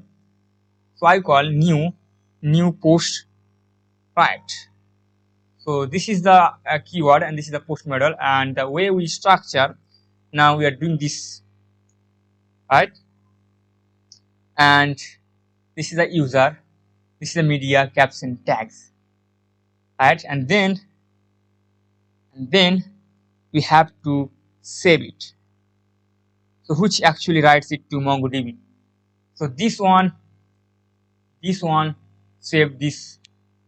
So this is we create in memory, but this line save it in MongoDB. So now MongoDB understand this one, otherwise not. If you do this way, so you just do it in memory. But so we use save method, and once the post is created, you also update the user post list. We have a field upload post, right? So you call find by ID and update. So at once it's gonna find and update, right? This is the user ID, and then we push this new post ID inside this field. And finally, we return a success response with status code 201 and a JSON object containing success, message, and post. If anything goes wrong in this process, we catch the error, we log it, we return a 500 response with success, false, message, and error. And that's the flow of our create post controller, from validation to uploading files to Cloudinary, saving to MongoDB, and linking the post back to the users. Now let's talk about the next controller, get all posts. The get all posts, the main purpose of this function is simple: to fetch all posts from our database. So inside try block, the first piece of logic handle pagination. Now pagination here is totally optional. If you wanna use it, keep this block of code. If you don't need pagination, you can remove it. It won't affect the rest of the logic, right? It won't affect. So next, right?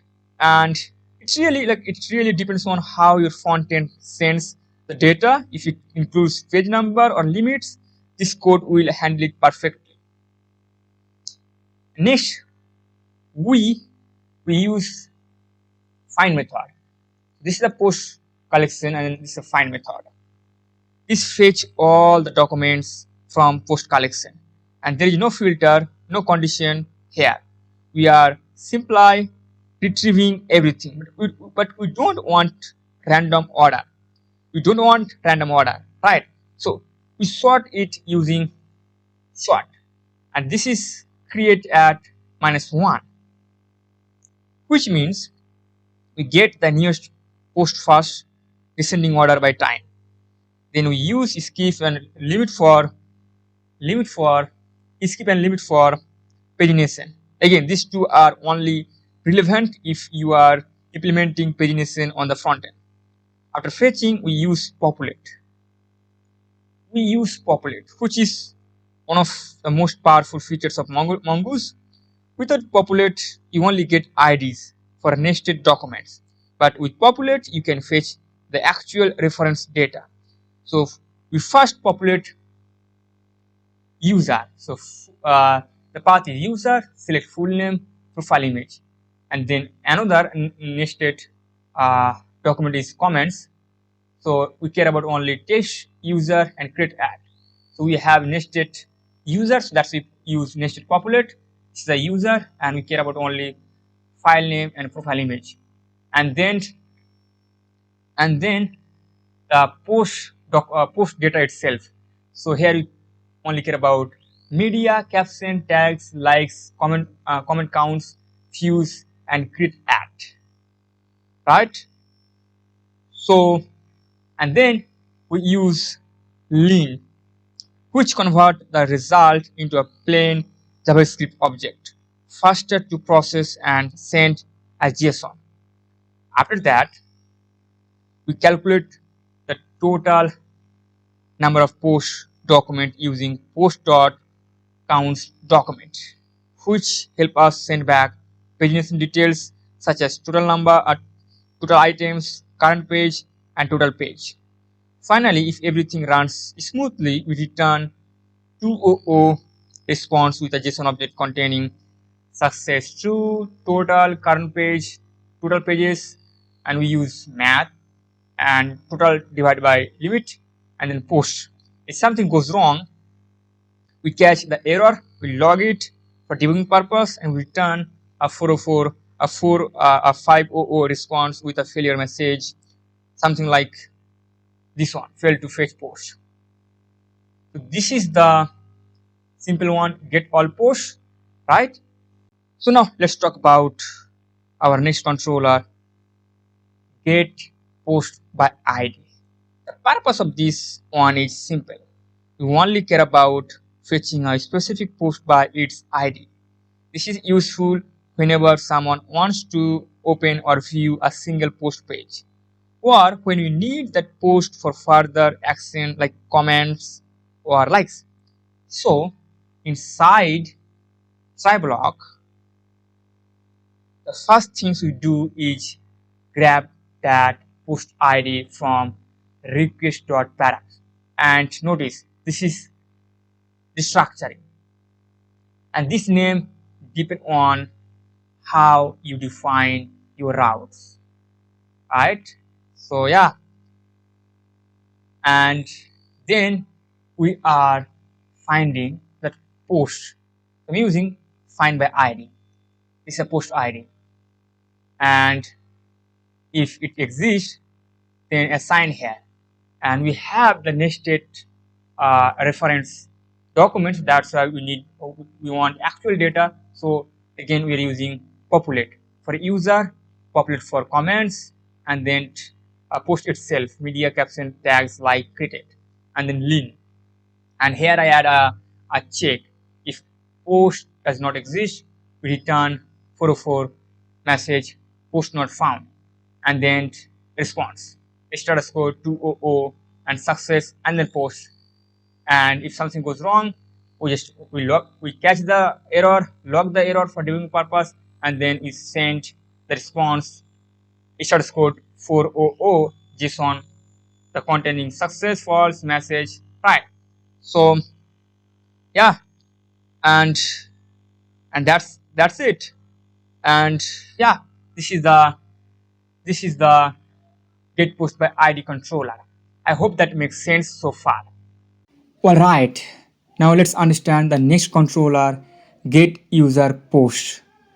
So inside TryBlock, I first grab the user ID, the user we want to grab, right? So that's why, and then I just add a checkpoint. If user doesn't exist, we return 404 or 400 user ID is required. And here also I'm finding that particular user. So here I'm just checking, and yeah, So here just I'm using add checking, right? So but if you look at here also I'm checking that things. But if you don't need if you don't want this check, just pull them out. It doesn't matter at all. So it's depending on how you organize your code. Okay, so if I found the user, then just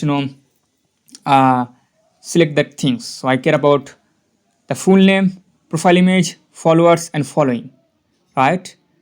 And yeah, so this follower or following also itself ID. But if you want the actual data, so you can use populate and then lean. So I convert the document into the simple plain JavaScript JSON object, and then I'm checking if user does not exist, we return 404 user not found, and then get post for that user.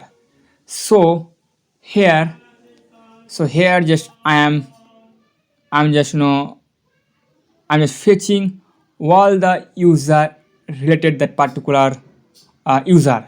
Okay, all the post I'm just fetching all the posts related to that users. So that's why this is a post and we use find method, and this is the user field inside post, and this is the user ID.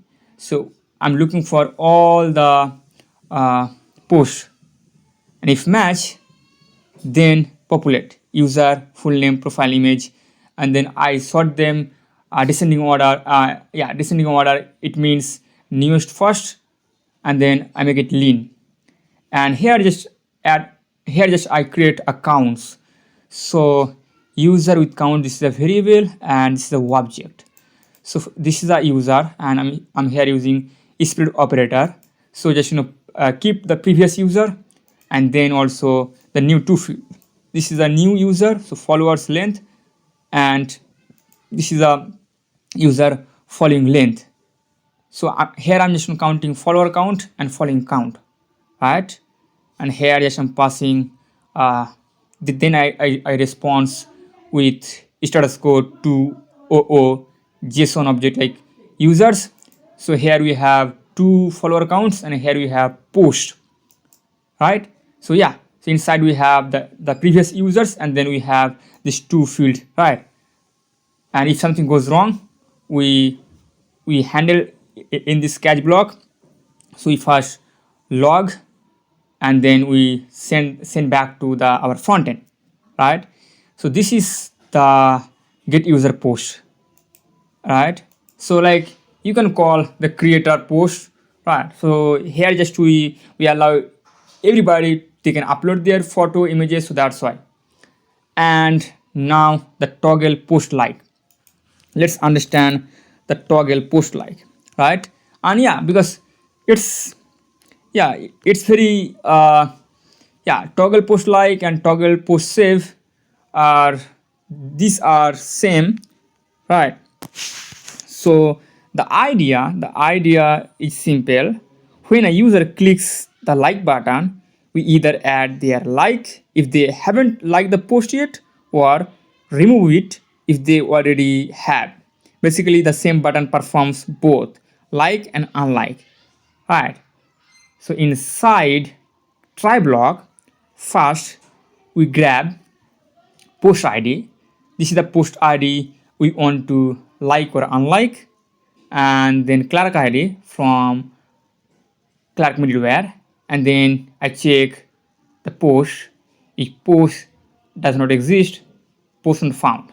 Similar for user, if user exists, it's okay, otherwise user not found.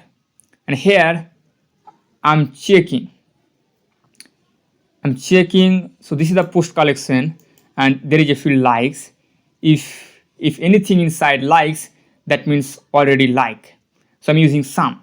So sum just return boolean, true or false. If match, return true. If not return false. So this is the like user ID from this like array, and this is a user ID. So if they are matched, that means this user ID already inside likes, which means that user already liked that post. So based on this variable boolean value, we want to add the user ID inside likes, or we want to pull them out. Yeah. So if it's true, that means run this block of code. Otherwise, it's gonna run this else block of code, right? So here you are. Let's say it's true. That means user already have ID inside that like array. So I have to pull that out. So that's what I did. And also in user collection, we have this field like post. So I have to also pull that out. And otherwise, if it's false, that means user haven't liked it. So now we have to put their ID inside that likes field, right? So that's I'm using add to set operator. So it does only it's prevent a duplication if already exists. So it just skip, right? So yeah. So I just add into that likes and also inside like post, and then I also update that like counts field.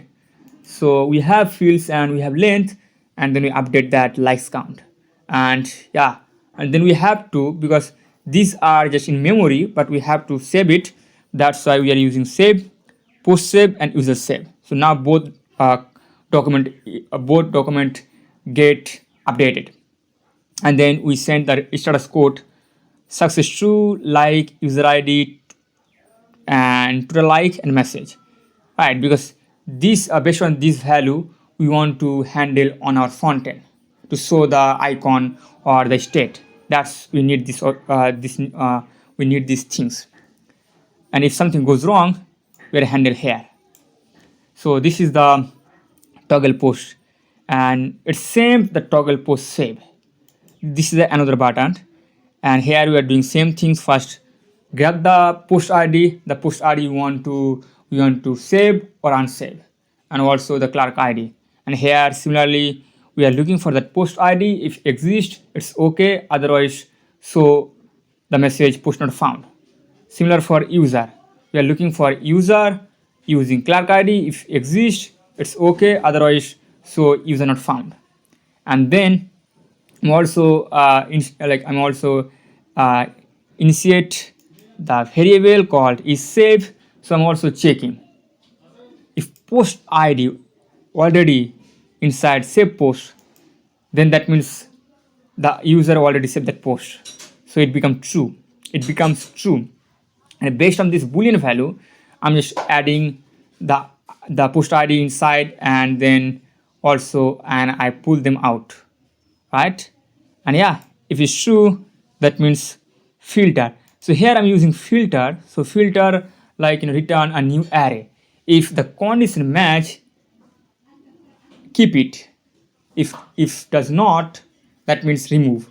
So if that ID inside the save and the post ID, if they are not match, that means it's become true. So keep it, right? So basically it just pull that ID out, right, from that array. Otherwise push that ID inside save post. That's it. And then we have to save the user ID, user collection, and just return. And we need these things, and yeah, that's it. Inside catch block, just we handle the catch, the error, and respond. And the next one is increment post view count. So here the cool part, it's depend on how you want to track the view count, right? So for our case, we want to track the only login users. You can track if somebody visit your profile, you can increase their account. But in our case, we don't. Yeah, we can do it, but yeah. So this is the post ID, the post we want to visit, so we can increase that particular post, and then the Clerk ID same. And we are looking for the user. If does not exist, we return user not found, and also post. If post does not exist, we return post not found. and also we check similar things. Has viewed using some, and we have viewed by inside post collection, right? So yeah, if they are matched, that means that particular user already viewed that post. So based on this, we are adding and we are removing.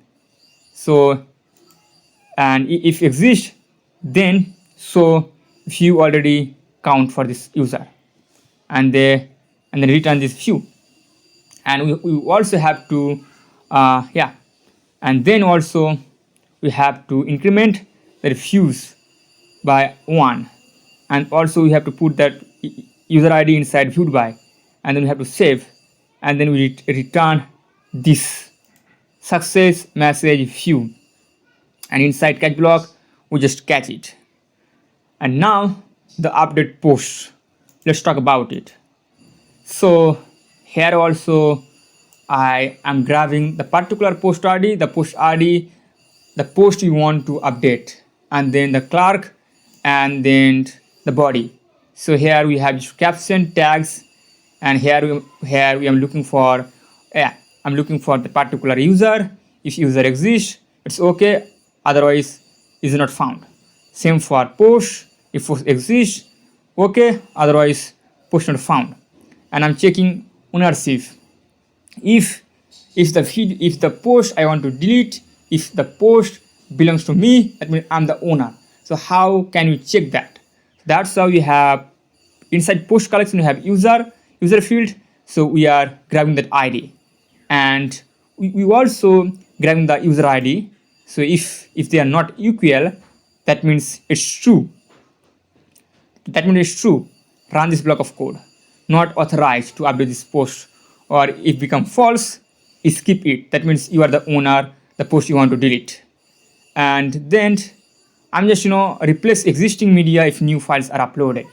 So you can add new images. So that's why these are coming from Multer. So request files images length if greater than 0, that means exists something, or yeah, both are same, video and length. And then here I'm just deleting the previous one. So I'm just look through, and this is the post media, and this is the media item, and delete from Cloudinary. This function accept 2 parameters. So I have to pass 2 arguments, the file URL and the resource type, and then I assign new media, and for same for images, right? So this is the, I think I delete the new one, and this is a updation, like upload. So this is the new one. So this is the older one. I first have to delete, and then if something, yeah, and then it's work. So yes, you already talked about it before. So yeah, and then just update this post media with this new media. And for caption and tags, if caption, then update post caption, post document with the caption. And for tags also, I'm also checking if tags array, then update this, otherwise split and trim it, and then save that post and assigned update post, and then return success message and update. This is the catch block again. If something goes wrong, we handle here. And this is the last one inside push controller, that is delete post, right? And I think this is the most nested document we have, because if you delete the delete post, we have to delete all the reference, right? And yeah, so and inside the try block, same things, we are grabbing the particular ID, the post we want to delete, and the clerk ID. Same things, we are checking the user, we are checking the post, and also here we are checking the ownership. And then we start removing all the relationship, right? So the first, inside user collection, we have update post. So we use update many, right? And then we just pull out that particular post ID from upload post. And for like post, similar things. We just pull out that particular post ID from like post array. Similar for save post, we just pull out that particular post ID from the save post field, and then we delete all comment link with this post. So we are using, this is a, yeah, we are passing a field ID, and then this is a increment. Yeah, so I'm checking post comment include or not. So this is a in method. If does, then delete that particular comment, and then I have to delete the post media itself. So same things we are calling delete from Cloudinary, and then we remove all the media from the particular post we are deleting, and then we have to delete post itself, and then this is the response. So this is the controller, post controller. So far I hope that makes sense how each controller work particular in order to perform the particular action. Alright guys, now let's talk about our post route. So inside route, let's talk about the post route. So at the top we import everything we need: Express, Multer, all the controller, and the middleware and the storage. Now then I instance the Express router. So, and here router, and then this is the upload, and from Multer, this yeah, here I'm passing storage. So here you also can add limit as we did for our user. Okay, so here you also can add that limit. Okay, it's up to you guys. And then this is our first route, which is post method, right? So here if you look at, I'm using upload.fields. This is multi-upload setup, meaning user can upload images and videos together in the same request. Inside fields we define two objects, one for image, one for videos. And you can see, so user can upload up to 4 images and up to 1 video, right? Pretty cool, right?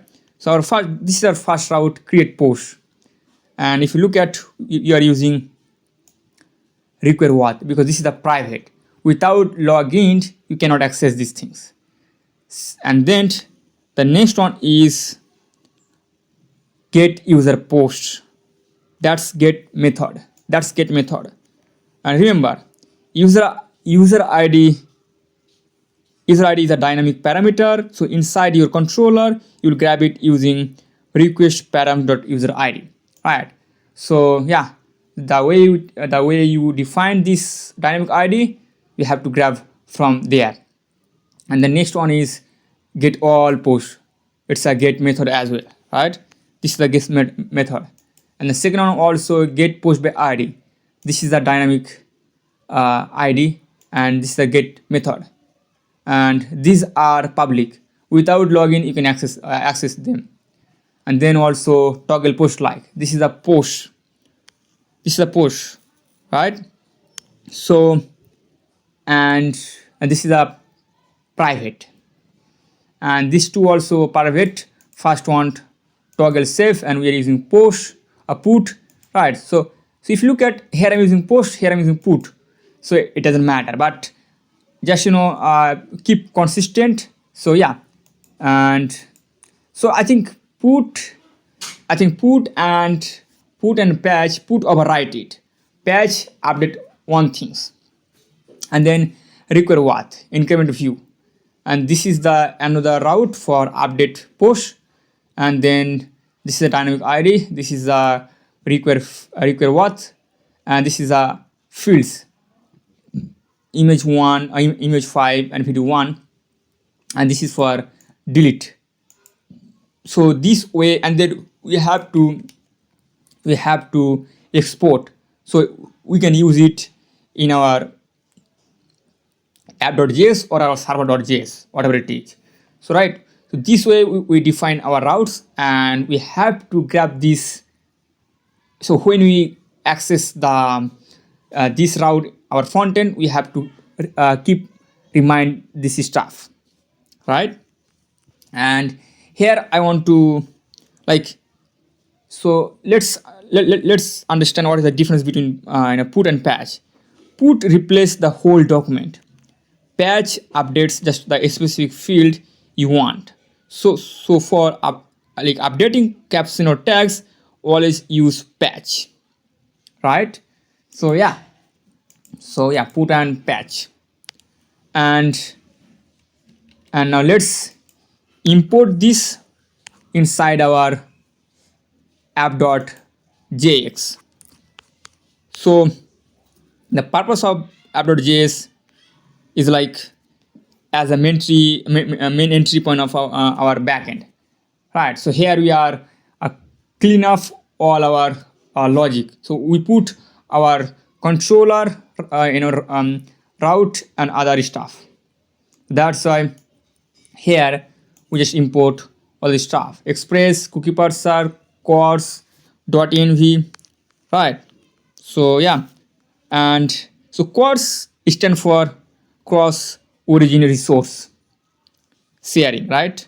CORS. When your front end and back end are on different URL, like front end 5173, back end back end 5004. So browser block request by default. So Quartz tells the browser, hey, this origin is safe. Let it talk to me, right? And cookie parser helps you to read, write cookies. You only need this if you are storing what token in cookies. But if you're using bearer token in header, it's not needed. You can still keep the import for flexibility. And this is the .env, like allows you to use environment variable, right? Environment variable. Yeah, so like you can access process.env, right? And this is .config, like this line loads files so you can safely access all your environment variable. And here we import all the routes, and this line initialize the express application, basically creates your backend engine that listen for incoming requests and sends response back. And when you deploy your app, your front end will leave a different URL than your local one. So this part automatically, so this part I can switch. So this is the base URL, I make it false. So I'm using ternary operator. That means if it's false, so that means I'm in local. If it's true, that means I'm on Vercel. And then this line whitelist your front end URL so it can talk to backend, right? So because I put credential true, means it allows sending cookies or headers with token between front end and backend. If you don't include course, your front end request will fail with error. And then this is a webhook route setup. And this is where your backend listens for events sent from third-party service, like for our case, Clerk. Clerk will send a post request here whenever user is created, update or delete. You process that event inside webhook middleware.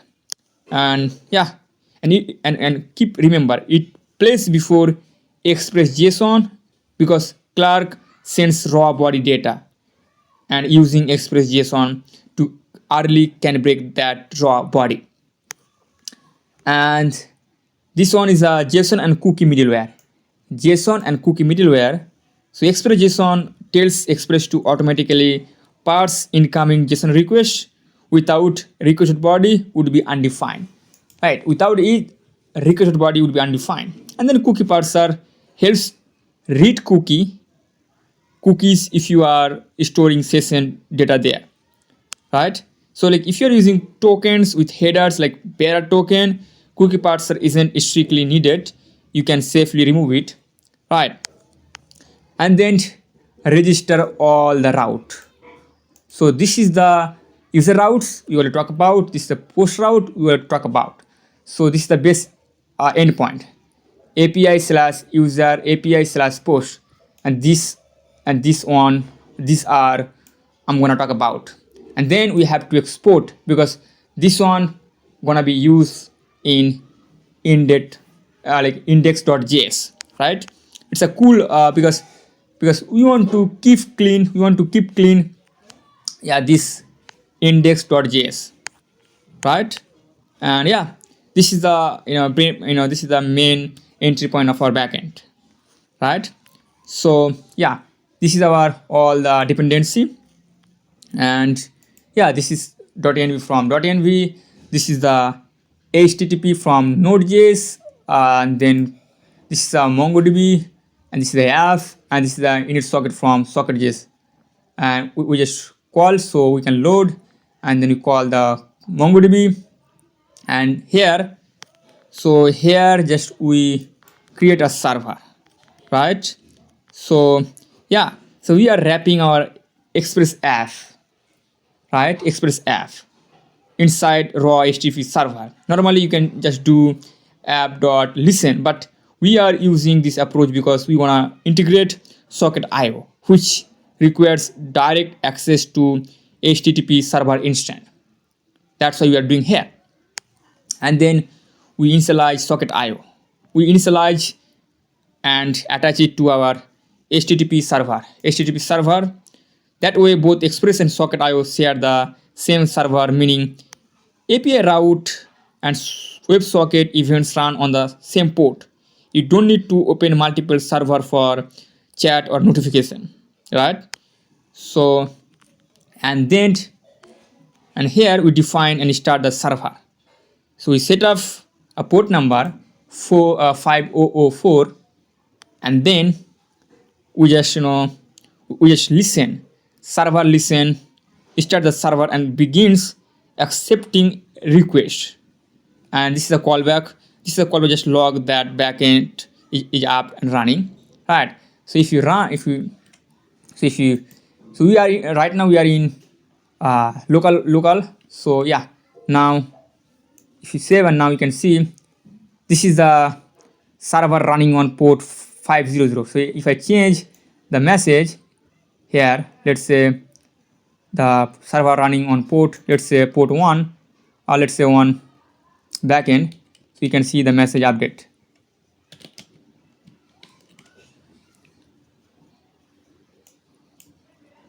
And here you go, server running on backend port 5004, right? And connect to MongoDB, right? So yeah, now I hope that makes sense so far. We understand our app.js and index.js. So I hope that makes sense and it clears to you. In this video, I'm gonna walk you through the rest of my controller. So let's dive in. So I open up my VS Code, and now let's understand first comment controller. So I just zoom a little bit. Yeah, I hope that, yeah, you can see this. So at the top, at the very top, I just import all the models like post, comment, and user. So first controller is add comment to post. So where user can uh, send or text on the particular post. So what we can do first, we have to grab that particular post ID. So yeah, so that post ID is coming from request.parents, right? And then text from body, and then Clerk ID from Clerk middleware, right?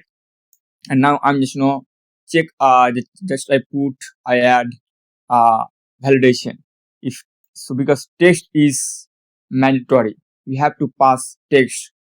If you don't pass text, you can see this message comment text is required.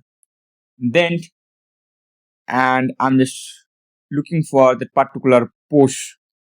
So I just pass that post ID and I use find by post ID, find by ID, and inside that post collection, if it exists, then I just assign here, or if does not, then post not found. Yeah, 404 status code response post not found. And similarly for user, so I'm also looking for here that user. So I'm just pass Clerk ID and then I'm use find one. So if user exists, then it's okay. Otherwise, so this response user not found. And then after doing these things here, just I am creating new instance. So the comment, this is the collection and this is the create. So I'm creating a new instance, a new document inside memory, right? So until I save it, just you can this gonna stay in memory. So this is the text, user, post and parent comment, right? This is the top level comment. And yeah, so I think like we have to match our comment model schema, right? So yeah, so we have text, user, post and parent comment. First text from body, this user from, and yeah, so yeah, we pass the Clerk ID and then we assign user and then post. This is the post and this is the user. So that's why we have ID user dot underscore ID, post dot underscore ID, right? And then we have to update the nested reference inside a comment collection, right? That's why I push the new comment ID inside comments field. So comments is an array and inside post collection. And also in post collection, we have also comments counts. So here just I'm updating. And then we have to save post, right? And then here you can see the populate comment with user data before recording. So here I'm just populate the user data. So we have new comment, and then user full name, and I'm just assign inside populate comment, and then respond to frontend. So this is a 2.0 on, and this is JSON success true message and comment populate comment. And if something goes wrong, we can handle here, right? This is the basic add to comment controller. And now let's understand get push comments, right? So first I have to grab that particular post. So that's why from a request params I'm just grabbing, and then here I'm looking for that particular post. So I'm using find by ID, and if post exists, it's okay. Otherwise, return this 404 status code post not found. And then here I'm just I'm just fetching the top level comment for the particular post. This is the top level comment, right? So I'm just find that particular comment. So this is a post ID and this is the parent comment now, and these are value I want to fetch. So this is the user. We have nested user reference, so that's why you want to fetch actual data. That's why here I'm doing. So this is the full name and profile image, and then we want to sort that out with a descending order, which means newest first.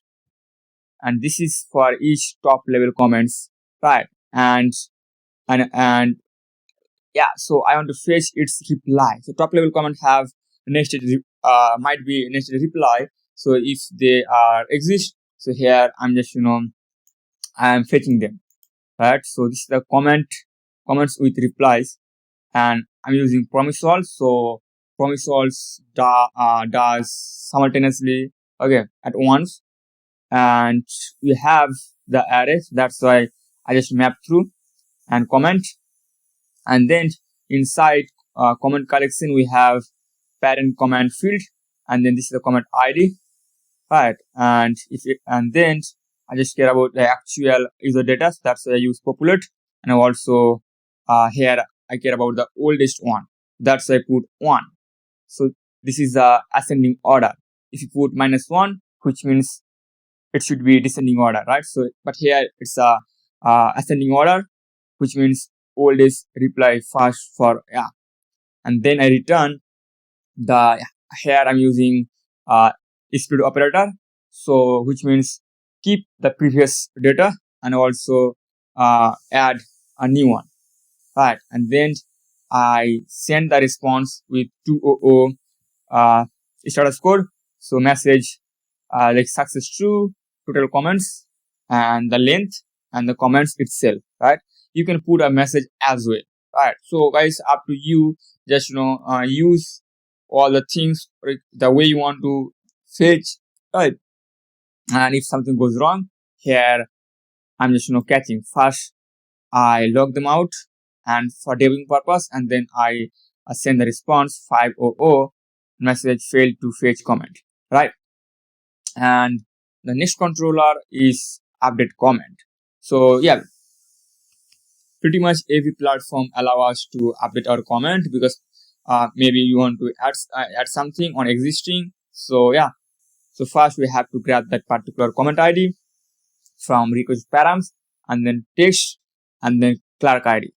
And here I'm also checking comment text is required, and then here I'm looking for the particular user. So with help of Clerk ID and find on, and if user does not exist, return this 404 status code, user not found.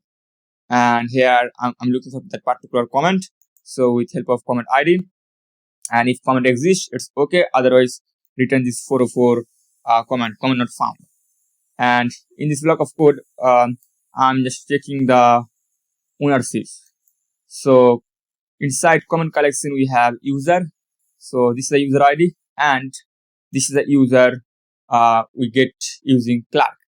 So if they are not equal, which means you are the not like you're not the one who belong this post, so you can't update. But if you are the owner, then you can do the action. So that's why I just update text, and then I save the document, and that particular document I assign here update comment, and then I populate the nested user data, user full name, profile image, and then populate comment, and then I send back a response to frontend with success true, message, and comment. And if something goes wrong, we can handle here same things. And then delete comment, same things.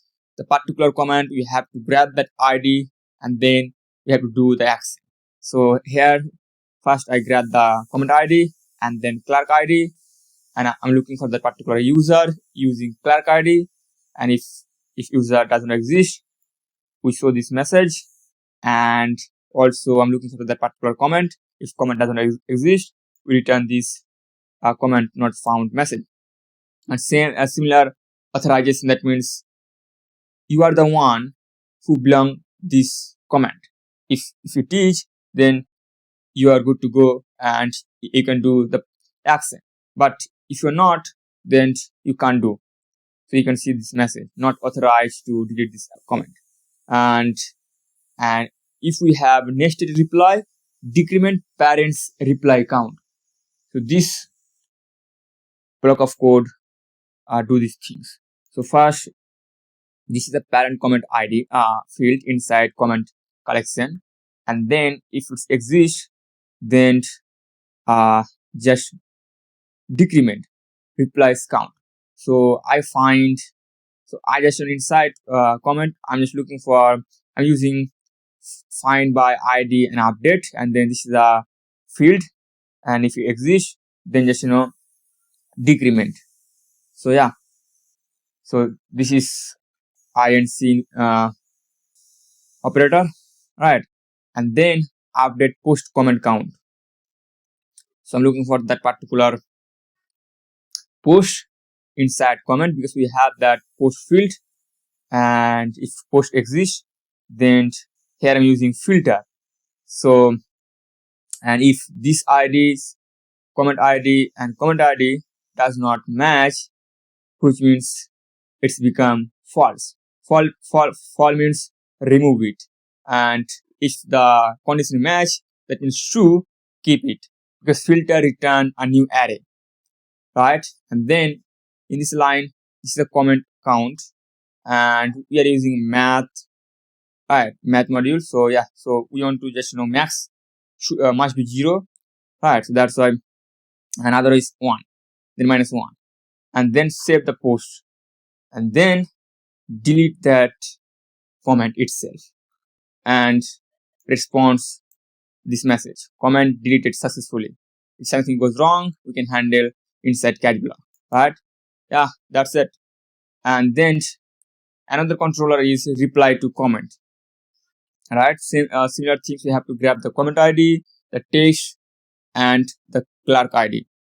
Then here we just verify, and then here we are looking for the particular comment.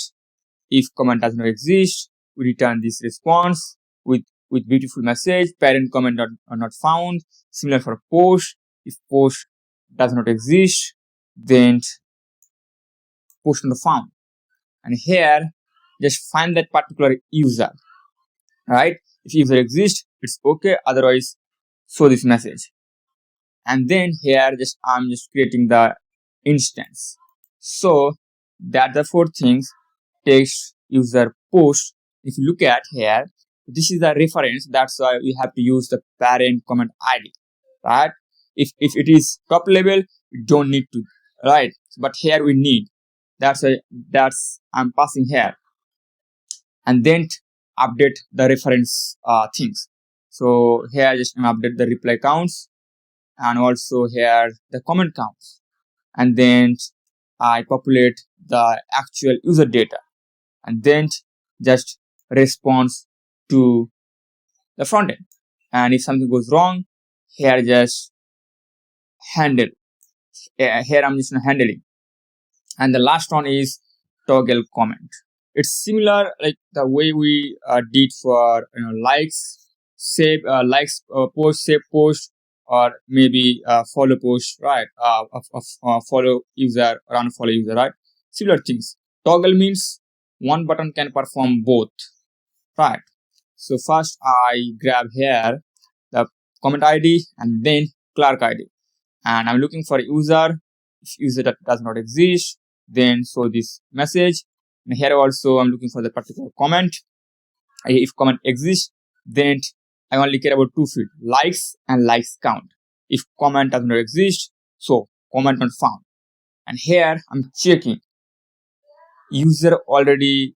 So if user ID exists, then user ID is string. So yeah, so like yeah, like you don't need to do this way, but you can do like constantly, right? So right, yeah, so directly you can handle here, because some just return boolean value. But yeah, I just add this one. So yeah, if the likes ID inside comment field, inside comment collection, we have a likes field. If likes ID is equal to the user ID, that means you already like that comment. So here just I'm doing this stuff. Like guys, you can copy our previous code like the way we did for post likes, but here I'm just doing a different way, right? So you can understand a lot of ways is out there to do it. So yeah, but just yeah, this is the thing. So here I'm using ternary operator. If has like true, this one gonna implement, otherwise this one. So if let's say if has like, that means just remove it. That means that particular user already liked that comment. So pull that comment ID from pull that user ID from that comment. So yeah, that the things we use pull, and this is the likes field, and this is the likes count. So we have to pull the user ID from likes field, and then also we have to decrease the likes count. But if it's false, that means no user ID inside. So just put on the particular user ID inside. So that's why we use add to set. And I'm saying like you already talk about add to set does prevent the duplication, right? So yeah, you prevent duplication.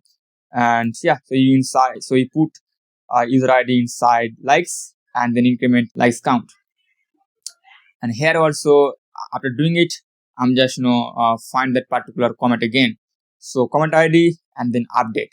So new true, and then I care about only likes count, and then respond to frontend. So success message, like it's a boolean flag, and then user ID, and then likes count. If something goes wrong, then we handle here, right? So these are comment controller. I hope that makes sense so far, because because we already talk about a lot, user controller, push controller. So you get the idea, right? Because just the same things we are doing again and again, again and again. That's why in this controller I just speed up my explanation, right? I hope guys that makes sense. Okay, all right. Now let's understand comment routes. So where we can define our routes or endpoint, right? You can call endpoint. So first we import express and then the middleware from Clerk, right? And all the controller. So here just I instance the route. So I'm using express.router, right? And then I just define all the endpoint. So first is add to comment endpoint. So router post, this is the post method, and comment slash dynamic post ID. And remember, I am saying again, so the way you put this dynamic name, right? You have to grab that particular dynamic ID name inside controller. So we did there, right? So if you write ID, so you can only grab ID, and then this is the private route. So yeah, so we need a require what, and then all the not video here. I think guys, I put not video post. It's gonna be post.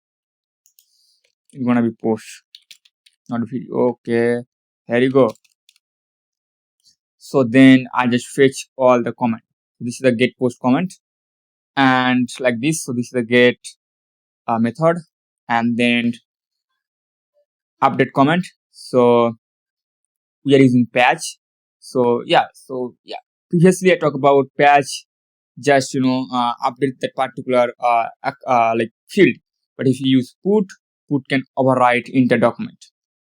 So yeah, so this is the comment ID and it's also private, right? And this is the patch method. And then delete comment, owner only. So also this is the dynamic ID, comment ID, and then delete comment. And this is also a private. And then reply, same. This is the post. This one is delete method, and this one is post method. This is the reply to comment, and this is also private. So reply slash dynamic comment ID, and then another one patch, like or unlike comment, right? So these are comment routes, right? And yeah, these are comment route. And now we have to import this comment route inside our app.js. So here we import the comment router, and then we call here, right? This is our base endpoint slash API slash comments, right? And yeah, and so like we already discussed this entire app.js, so I think you know how it works. And just we import here, and now when our when our backend mounts, so yeah, it will run, right? And yeah, I hope that makes sense. So today I walk you through message controller and search controller. So let's understand fast message controller. So at the top, I import all the dependency fast user model, then message model, and then upload Cloudinary is a helper function, and get receiver socket ID and IO from socket.js. So yeah, I'll explain to you this this file. Don't worry. First, let's understand these two things. So first controller is get user for sidebar. So the idea is behind we can fetch all the user, okay, as in sidebar, like on our front end. So we can select particular user, and then we can chat with particular that user, right? So first I grab the Clerk ID, and then I'm just looking for that particular user. So if user exists, it's okay. Otherwise, return this user not found message. And then I'm also looking for that particular filter user, right? So this is a filter users. So here I'm not include this user, okay, and like the password, okay, except password I grab all the stuff. So and if user ID, that means me, right? This is a user ID. So current user ID cannot see themselves, right? That's why, except let's say I am login, so I cannot see myself. That's why this is a MongoDB not equal to operator. And then just response all the users. And if something goes wrong, then we handle inside catch block. Just it's a basic get user for sidebar. And then get message, all the message. So yeah, and first I just grab that particular. First I just grab Clerk ID, and then the ID, the user to chat Clerk ID from request params, right? The ID, the user I want to chat with, right? So yeah, and also I just put a good name, user to chat Clerk ID, right? And then I'm just looking for a user with Clerk ID. So if user exists, it's okay. Otherwise, user not found, right? And then also I'm looking for that particular user I want to chat with. So if exists, it's okay. Otherwise, receiver not found. And then I'm just looking for the messages between two users. Let's say I'm the current one and I'm chatting with the user A. So between us, all the messages we are looking for. That's why this is a message. This is a message collection, and I find, and this is a var, either sender ID or so yeah, sender ID here just user ID, and then receiver ID. So this is the user to chat ID, and then sender again. This one user to chat ID, and then receiver user ID. So if you look at again our model, yes, we have this basic thing: sender ID, receiver ID, text, media, and that's it, right? So here I'm just yeah, this is sender ID, this is sender ID, but this sender ID is user ID, and this sender ID is user to chat ID. And then just I sort it out. This is the ascending order, and then I respond all the message. So if something goes wrong, then inside catch block we handle, right? So this is the get message, and this one it's very tricky. But before doing anything, so let's understand first our socket IO, because here we are going to use this one. So first understand socket IO. So inside config folder we have socket.js, right? So if you don't know what a WebSocket is, just imagine this.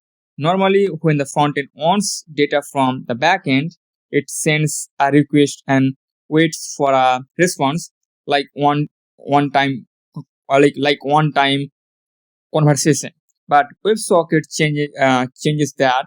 It creates a persistent handshake between the client and the server, meaning once they shake hands, they stay connected. So whenever something happens on server, like a new message, notification, or user activity, it can instantly push updates to the client without waiting for another request. That's what makes things like live chat, typing in indicator, and notification work in real time. So let's set up everything. At the top, I import the server class from socket.io, right?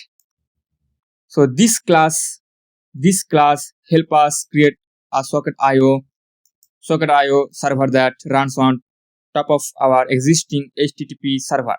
So it can share the same port as our Express app. And we then create a few important reference. This is the IO, the main socket.io instance that represent our real-time server. Then user socket map, an in-memory object that maps each user ID to their socket.io. So we always know who's online and which connection belongs to whom, right? And then we define a function called init socket, right? This function takes the existing HTTP server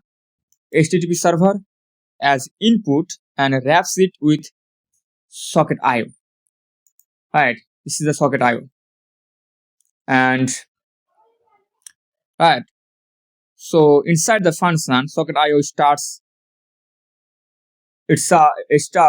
listening for new connection from client. This is the client. So when you deploy our app, we have to put the vercel. So yeah, when you are going to deploy, then we can push the vercel here, right?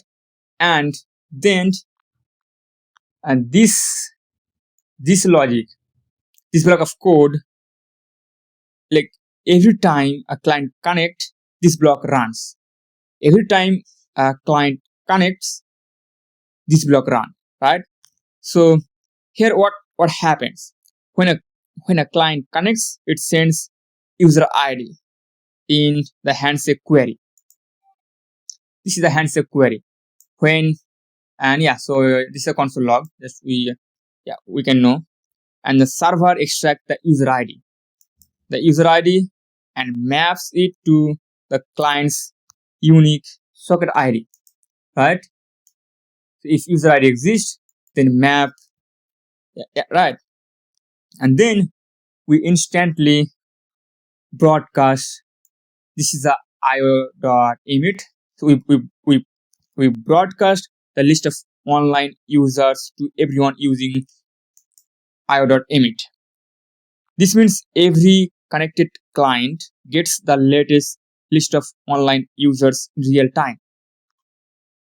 And this block handling disconnection. When a client disconnect, maybe they close the tab or lost internet, we clean things up, right?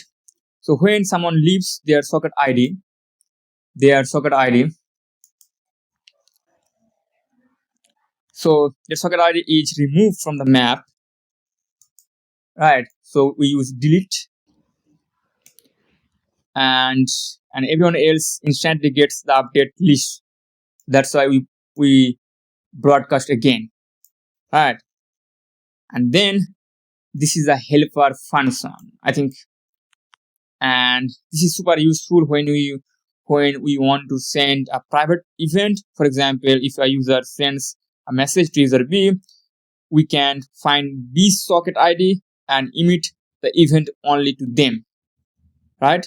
That's why inside our message we are going to use this one, and then export the IO instance. Finally, we export IO instance, so other part of our app can emit events too, right?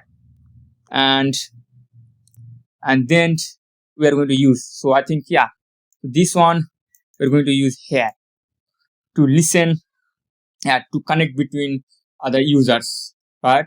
So this is the controller. Okay, so first we grab the receiver ID. Okay, the person you want to send the message, right? And this is the body, and this is the sender Clerk. That means, let's say I want to send a message on user B. So sender means, yeah, sender Clerk ID means me. So yeah, it's coming from Clerk middleware. And then I'm looking for the sender and also receiver. If sender or receiver doesn't exist, user not found, just so. And if sender send the media, so here we just initialize media upload, so we can handle here. So yeah, we already talked about a lot these images and video. So these two things are, yeah, so this is coming from Multer, and then if it exists, just look through and upload, right? And then we care only result secure URL and type image. For video, it's same, nothing new. And then this is the instance. So message create, and this is sender ID from sender, and the receiver ID from receiver ID. Text media, right? And then this is a real time chat. So without waiting or refreshing, we can get message instantly, right? That's why this is a real time delivery. And this is coming from the socket IO. So first it receives receiver ID, receiver Clerk ID, right? And this is a receiver Clerk ID from Frontend, right? And then if it exists, then .io call IO and emit new message, and then send the new message, this one, right? And also response new message. If something goes wrong, catch here, right? So this is a message controller. Let's understand its route.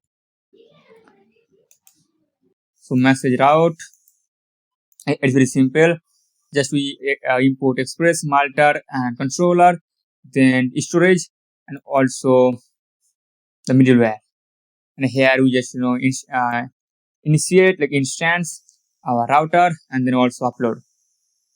Even you can limit the file handling, the file size, right? So this is our first router, like route.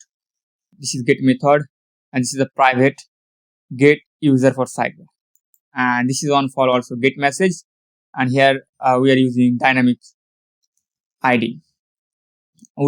It's also get method, and then the push, and this one also private. So yeah, ID and the require path upload. We are using fields because we care 5. Yeah, at least we can send 5, right? Here we have to 5 or more than 5. Yeah, it's up to you, like how many file you're going to allow. So yeah, and then we export the router, and we have to connect. We have to import inside app.js. So that's why this is the message routes import, and here we just register, right? So this is our base message slash API slash messages, right? And now just we have only one router, a controller, that is search. So you can put this search inside post, but I just did separately.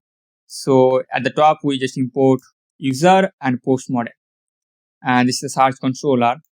So this is the query. Again, whatever query we get from frontend, just we grab here, and then just we just initialize two things, users and posts, because on our app we want to show, maybe you start something, and so we show two things, user and post.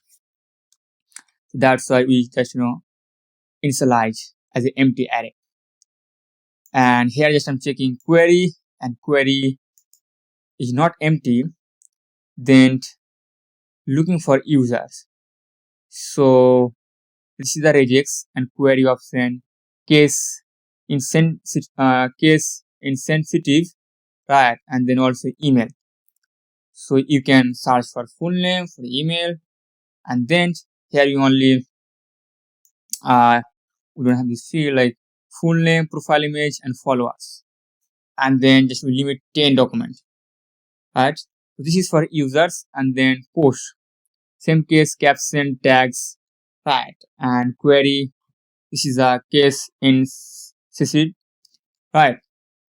So I think, yeah, like somebody can search on, caps, somebody can search on small. So yeah, so that's what we just, did, like, case insensitive. And then also it's a fallback. That means if your query does not match, so we can show as a default something. So that's why if users not there, and if user length 0 and post length 0, then show this one. So we just look for post and full name, profile image, and just we sort the newest. Okay, this is a descending order, and limit 5. You can put a 10, and also here like in top users and followers as a descending. Okay, and then limit 5 and select file name, profile image, and followers. And then we just respond this way: no direct match found, showing newest and top creator. And then fallback true, users, top users, post, fallback post. Right, and this is the final response: message, result found, fallback, false, users, and post. If something goes wrong, here we can handle, right? So this is the a search controller. And now let's understand the route. So we have only one route, and yeah, express and search, and then we initialize and search. Yeah, if you want to maintain it, you can handle this here, but in real life you add a lot of edge case, a lot of routes, right? That's why you have to put separately. So that's why I practice. So yeah, I just follow the good practice. And then you have to import here. So this is the search route, and here this is the search. Yeah, we register here. So base API search, right? So far we complete our entire backend. And I think, guys, if you want to test it out, you can use maybe Postman or Thunder Client from VS Code, right? But yeah, so I already tried them out, so I know it's gonna work. But I want you guys, if you want to try them out, you can try. But just remember, because we are using Multer, we are using Clerk middleware. So without Clerk a token, you cannot test them out, right? But just for testing purpose, you can just remove this, and you can put a manual data. Or then, like, or if you already work on Clerk, then you know how to grab that Clerk ID from Frontend, then you can test them out, right? So yeah, but yeah, so let's finish this video. And because I think we understand every controller, every routes, or every config file.